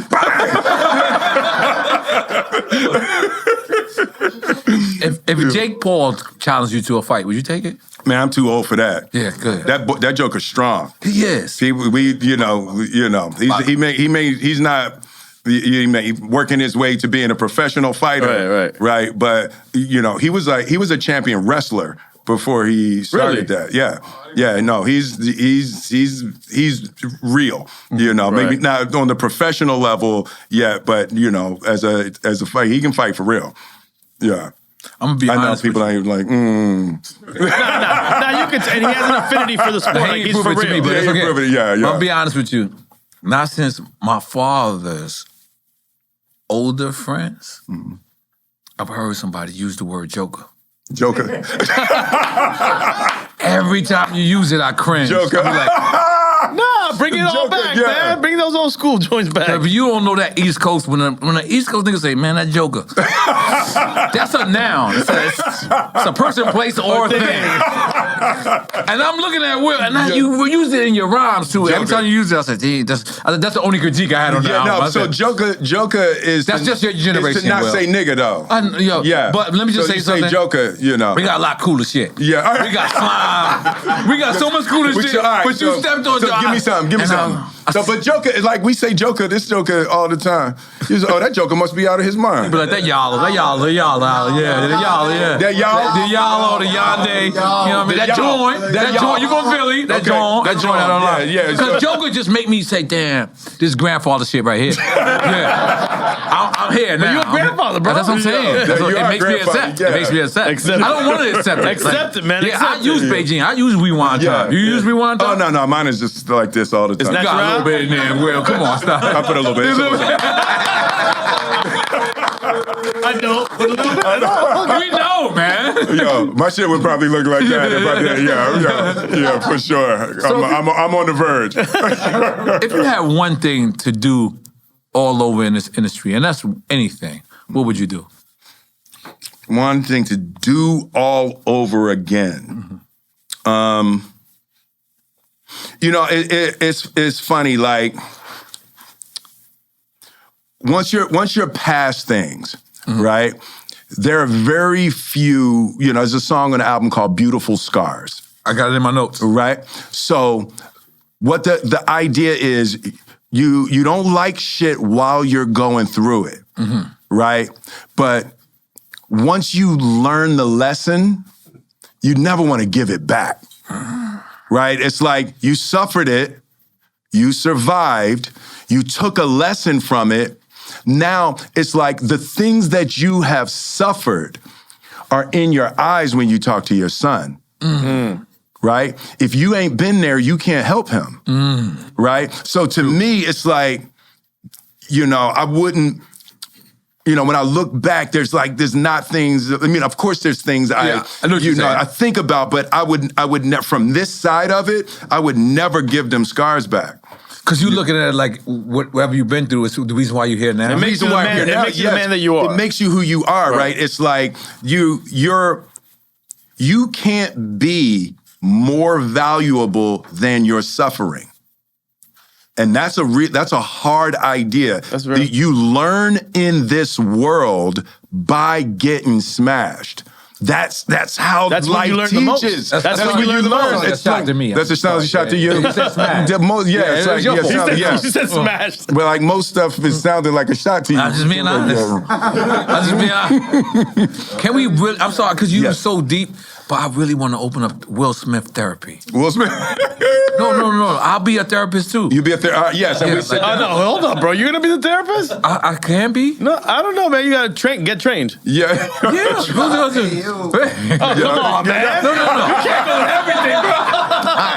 We're starting up like that. We can have somebody throw out a problem. Have somebody throw out a problem. Yeah. Somebody throw out a problem. Something that they struggle with. Somebody throw out something that they struggling with. All right, not you. All right, cool. Who got something? Oh, nobody's struggling. Everybody got perfect luck. I never have no problem. Yeah. Come on, step up, Con. Come on.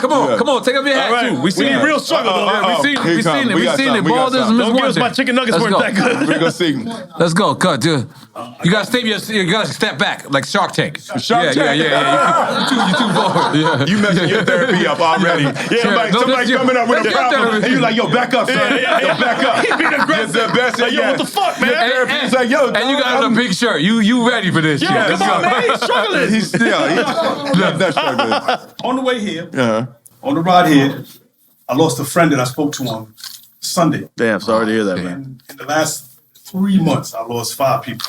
Damn. It's been funeral after funeral after funeral. And as you get older, doors close in and you get to look around like, damn, friend, family. Right, yeah. How do you deal with that? I'm sure you're probably a little older than me, so you probably have more experience with that. Absolutely. Ooh. So he got deep. I wasn't ready. It's all on you. It's all on you, therapist. I'm your assistant.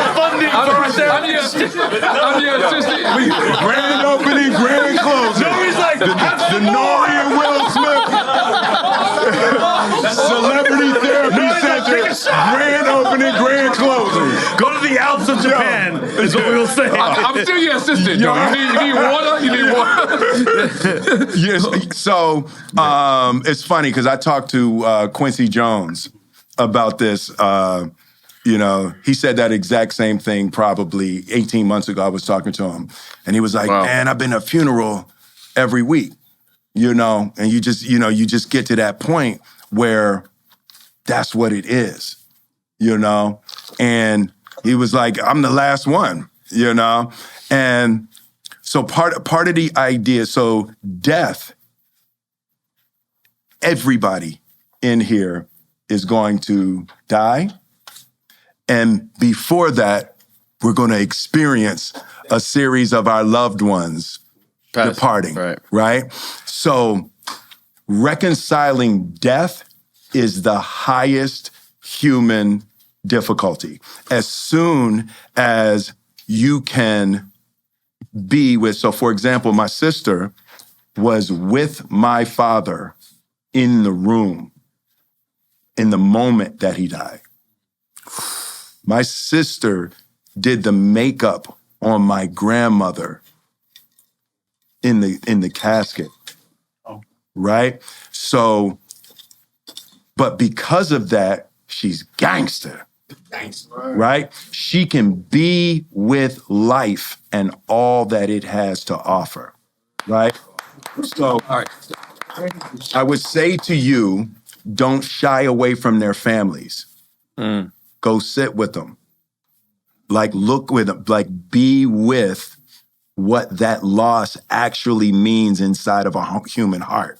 Like, be with it, and you will break your heart in that. I used to do the Make-A-Wish Foundation, and it would be dying children who their last wish is they wanted to see me.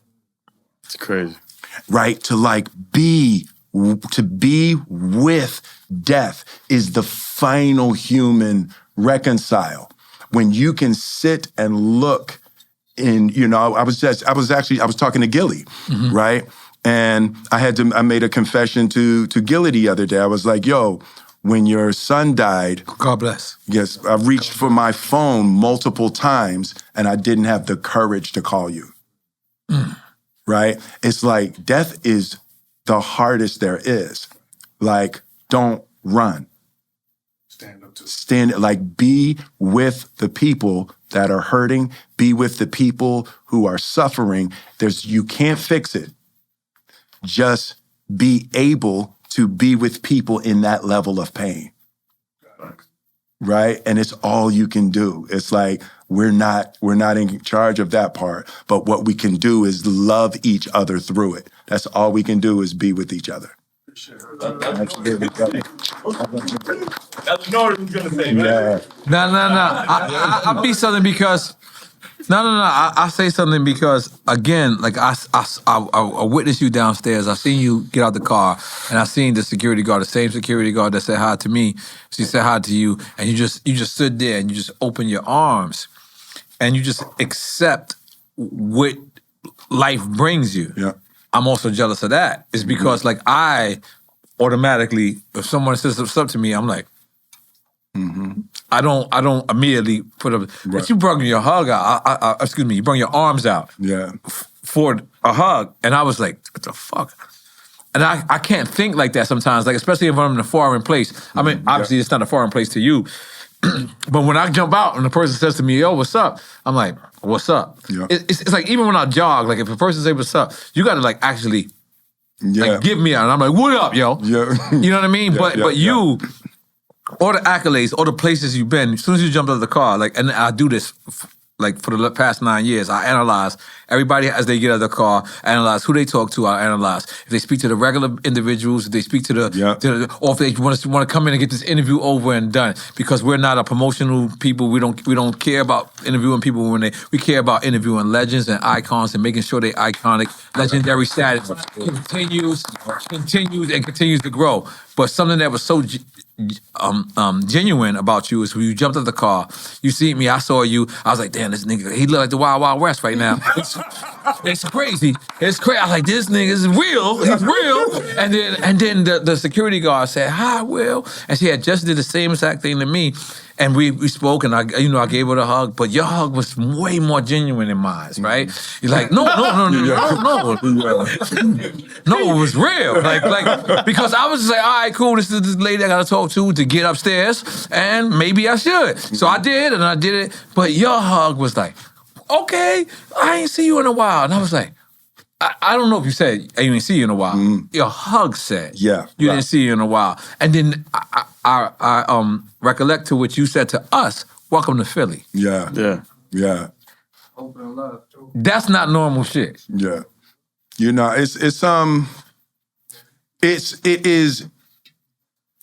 It's new for me. I've always been you open just say in brotherly that way. love. I'm just letting y'all know. For 25 years, we didn't This see is the y'all city of brotherly love. I saw brotherly love this morning. Like, I was like, oh, this is where this shit been at. Charlie Mack and fucking Will Smith been hiding this brotherly love for fucking 25 years. They bring it out now. And the Liberty Bell. These niggas are... Yeah, my bad. I'm sorry. No, but like, so what I thought, is, I saw y'all, so, I greeted everybody. Yes. And I saw her off on the side. The security guard was like, oh, because kind of they know each other. They're doing a thing. She didn't want to like impose. Right. So I was like, no, you safe here, sister. Come on in. So I was like, I wanted her. I could tell it's the end of her work day, work shift. She's going home. So in my mind, I saw her go, like that to me is the highest. She like, she saw. So I wanted to fan the flames of that energy. You know how hard that is to understand human behavior within that 15 seconds? Yeah. Back in the days, we could sit there and you could be like, I know this guy, and somebody's gonna say, yo, that's Ramos from the South Bronx. He's a such. So you can actually, but now we have 15 seconds to see if this person is worthy of our time or not. Right. But you did it in fucking 3.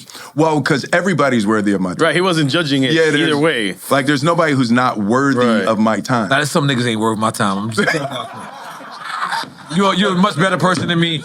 I ain't gonna lie. You know who you are. Some of you niggas ain't worth. I skip your calls on purpose. Yes, I see you. He lives in his honesty. He lives in his honesty. No, man. This is me. I'm sorry, Will. I'm sorry, Will. Let me take a shot. Let me calm down. That's hilarious. Oh, man. We're taking shots now? Take a sip. Fuck it, let's go.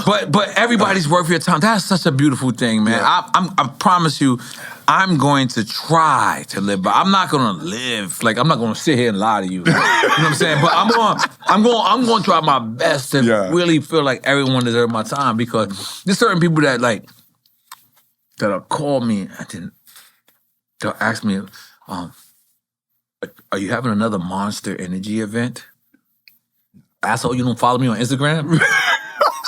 Like, why are you asking me this crazy shit? But you think that everybody, not everyone, most people, like when you go to Target, you speak to people? Or you don't go to Target? So first of all, if you don't know who the person is, you can't really, how would you know they're not worth your time? Right. You can't judge that. You don't know. And then if you're going to mess around and look at somebody based on how they dressed or something like that, you're going to make a lot of mistakes. And, so part of the revelation that I've had in these past couple of years is everything is God, right? So everything is one thing. Right? So the idea of something being higher and lower, something being good and bad, that's a false perception of reality. Right? That's not a real, because you can't know what something's going to lead to. So even something you don't want, even something you don't like, just because you don't like it doesn't make it wrong. And just because you like it doesn't make it right. Right? So you can't know. You literally can't know what the future is. You can't know if we're going to go downstairs after that and you're going to be lunching and walk out in the street and that girl grabs you. Better not be my wife right there. Right? Right there. But it's like you don't. Don't get me in trouble. No. If my wife there, that girl, if I'm walking down the street, that girl need to let me get hit by a truck. Don't put your hands on me, lady. But you can't. You don't know what's gonna happen. Right? You can't know when you're going to cross somebody's path again or something. My grandmother said something to me when we first got on the tour bus. Me and Jeff were leaving. This is your first tour? First tour. Period. Yes, 1988 or something like that. First time getting on a tour bus. And my grandmother said, we're getting on. She's like, bye, baby. She says, okay, baby, just remember, everywhere you go, one day you're going to have to go there again. This is your grandmother that was sitting next to you during the We're on the that was my mother. Oh, that was my okay, mother. okay, yeah, my my grandmother. She passed. Passed away. Was that the grandmother that found the curse Found words? the curse word. Yeah, found the And book. that's why yeah. you don't really curse that much. That was right. Yeah, Right. yeah. So yeah, she found. You let other people curse on this album. I know. Yeah. You think I ain't peeped that? You ain't cursed, but you let the bitches be like, nigga. All right. I was like, oh, okay, he's smart. He's smart. Yeah, he didn't say it. Cursed in character. Yeah, Cursed in character. It's another person. It's acting, so it's different. Yeah. It's Damn, different. I gotta learn this acting shit. Yeah.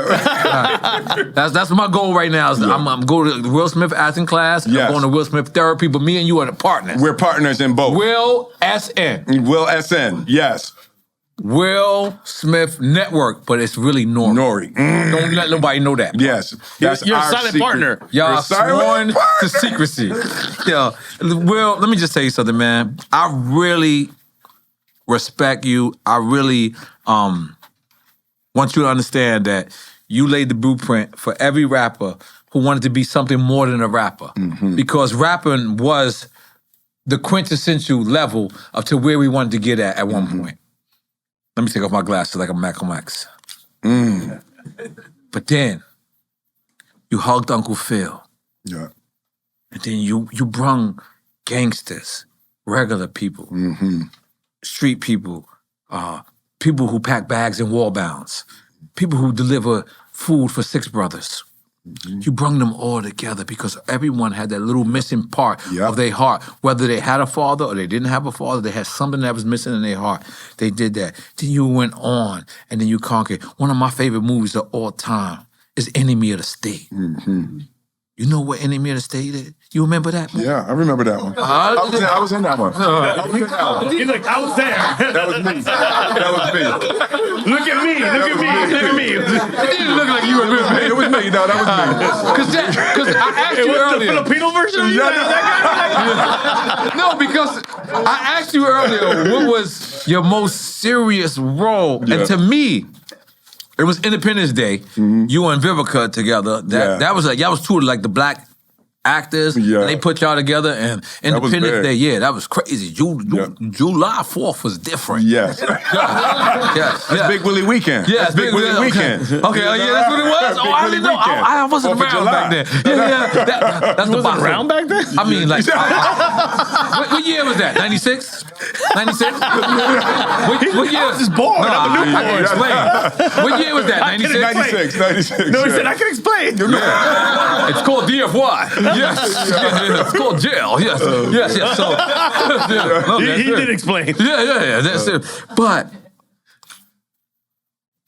now, listen, I told you I'm bouncing around. Yes. Now I realize that you and Michael B. Jordan is out of line. Out of line, you said? They're out of line. Out of line. They're out of line. He's going to explain in a second. Everybody in I Am Legend died. Yeah. How the fuck is there part 2? All right, Cole, so hold on. So By the way, I want in.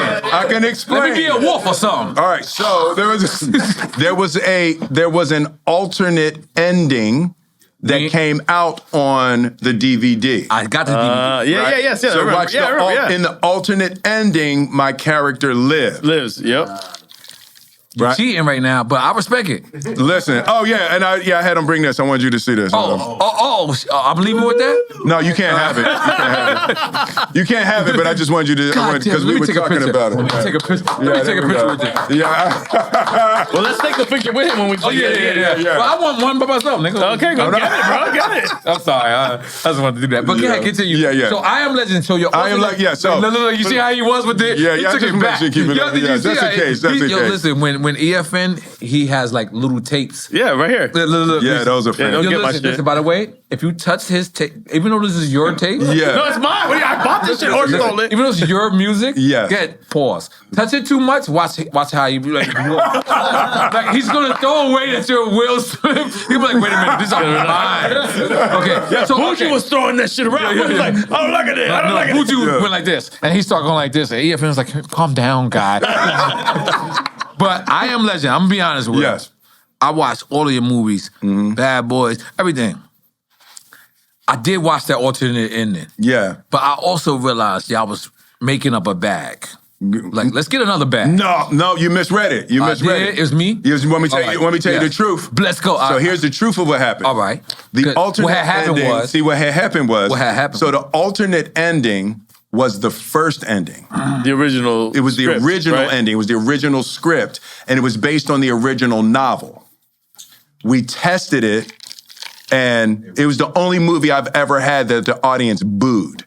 At the end? At Because the of that end, part? at that ending. Well, when the They dogs booed. was So in the final scene where they come in and they're around me in the alternate ending, and the Dark Seeker, what we realize in the alternate ending is that he realizes the one that I was keeping in the room was his woman. And I realized it was his woman, and he was like, you know, the meaning of the ending was, oh shit, I'm the monster. They think of me as the monster, right? And we looked up at the wall, and we do the shot up at the wall, and you see how many of them I killed. And he looks at them and looks at them, and he looks at me, and then he goes in, gets his woman, and leaves, right? So that was the alternate ending. We tested it, and so how they do these things is they put it in front of an audience, you know, you get a couple hundred people, they fill it out, and you fill out, you know, there's 5 boxes, and you say either excellent, very good, good, poor, very poor. And what they do is they take the top 2 boxes, and if you score, you know, 90% in the top 2 boxes, excellent and very good, you're pretty sure you have a good movie. It was the lowest scoring movie I've ever had. Ending or the period? So they scored the whole movie, but it was because of the ending. ending. Okay. And it scored 51 in the top 2 boxes. And we were like, what? So then they fill out the thing, and they was like, across the board, they was like, the ending is bullshit. Wow. That's bullshit. He's not the monster. They're dark seekers. They've been chasing him. And there was something that was just horrific. They couldn't accept it. They was like, no, you're not the monster. We didn't watch this whole movie to figure out that you're the monster. No, they're the monsters. So they felt cheated. Right. So 6 weeks before the movie comes out, we had to reshoot the ending that was actually in the movies where my character died. And that's in New York City where you walk out? Right. So where my character dies in the end actually is the alternate ending. Right? So it's the alternate ending, but we were faithful to the novel in the previous one. So when we did the new ending, it scored 91 in the top 2 boxes. And it was like, it's just one of them weird things that happens. It was like, how much does that say about us as I know, right? Yeah, humans, like watching that. No, and it was like a major save. We saved it because the audiences hated it. Right, but it was what we originally wanted to do. So we were like, well, we shot, you know, it was probably a $8 million ending that got scrapped. Wow. Right, because there was special effects and all of that stuff in it. So we ultimately we were like, well, we got to use it. We got to use it somewhere. So we put it on the DVD, on the DVD and Blu-ray. So people saw it. So it popped up online and all of that. And then later, the writer, Akiva Goldsman, he's the Academy Award-winning writer of A Beautiful Mind. And so he's like, hey, what if we made another one? What we were going to do is the prequel. So we were going to do the prequel. Like what happened before. Okay. So we were going to go back and do the prequel. And he was like, but wait, what if we make a new version from the alternate ending where your character is still alive, and you know Michael B. Jordan's character currently is the head of a new settlement. So he's not your son, like in He's Bad not my Boys? son. No, not my son. Not my son. So my dark seeker son. But he's your evil rival? But no, so well, I can't tell you the movie. No, give me like a last song or something. Nobody watching this shit. Yeah. It's only us in here. It's only us. It's only us. So right now, just one of the people that's I Am Legend fans like me, and I love the fact that we're doing a number 2. Yeah. But I kept He said watching. we doing a number 2. I love that we doing another one, Will. You know. You said we. Yeah, like we doing another one. Because you know how we do. Well. But I love the fact that you do. But I wanted it so for people that's fans like me. Make it make sense for them. Tell them that we had DNA leftover. Yes. Michael B. Jordan is coming out. DNA leftover. DNA. Just You make just up making shit. up shit. You just I told making you up. that. Yeah, no. I thought you established that. I established that. You're right. Yes, you You're right. did. But that's Okay. not. There's not DNA. All right, so how does Michael B. Jordan come to existence? Does a dog eat him? No. The dog eating. What the fuck? Does a dog So pregnant? in the alternate, I'm so confused now. Remember when he was jogging in I Am Legend, You're the only not other doing- people was dogs. you're not doing a good job selling this movie right now. No, You're not- I am. you're I'm right. not selling Michael B. Jordan's movie. No, this I'm is selling the your new fucking- social media. You gotta get him over here. You gotta get it. No. But It's really it's a cool concept. So currently, Michael B's character is the head of a settlement. So there's a settlement in Connecticut, right? I'm gonna be honest, Will. Yeah. How's this settlement? There's no judges. There's nobody in the planet. So you're not gonna watch it, or you just gonna watch it? No, I'm and just see saying the everybody story? dead. Everybody's not dead. Yeah, It was yeah, like came you back. saw We the were just girl- seeing his you him being just alive, saw- but there was other people. You saw the girl and the little boy. I'm fucking with you, Will. Take another shot. Fuck it. Last shot. This one. This is the last shot. We gonna give you your flowers. We get you your There flowers. you go. Thank you, Will. I know you got shit to do. Here we go. Here we go.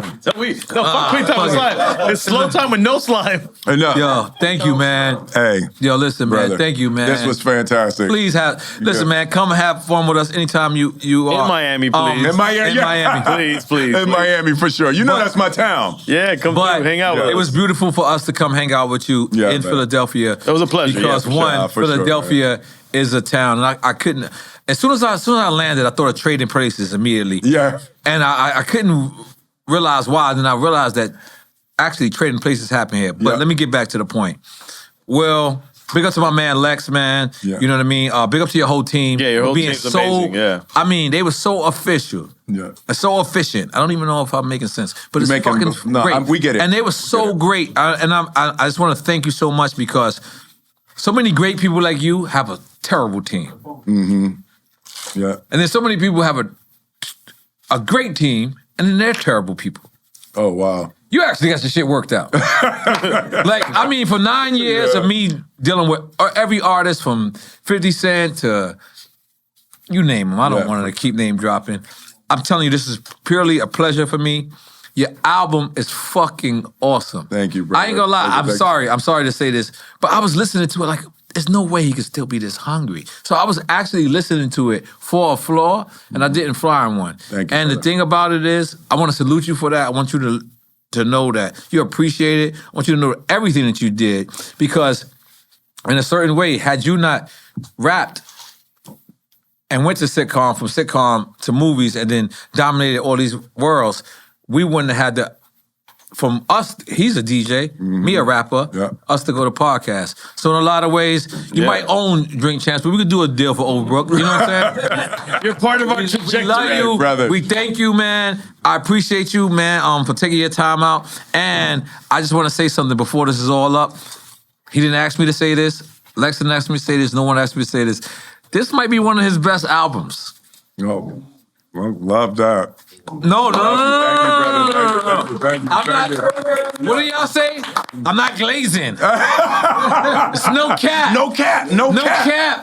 No glazing. Listen, I listen to that shit, and I'm gonna tell you this, just in case. And by the way, he did not tell me this. Listen to the first 2 tracks. If you're not intrigued, adapted, and want to continue for the first 2 tracks, excuse me, you're not human. That's it. And you can be an I Am Legend too, because you're not a human. And I'm a legend tree with the dogs by myself. Yeah! Open them up.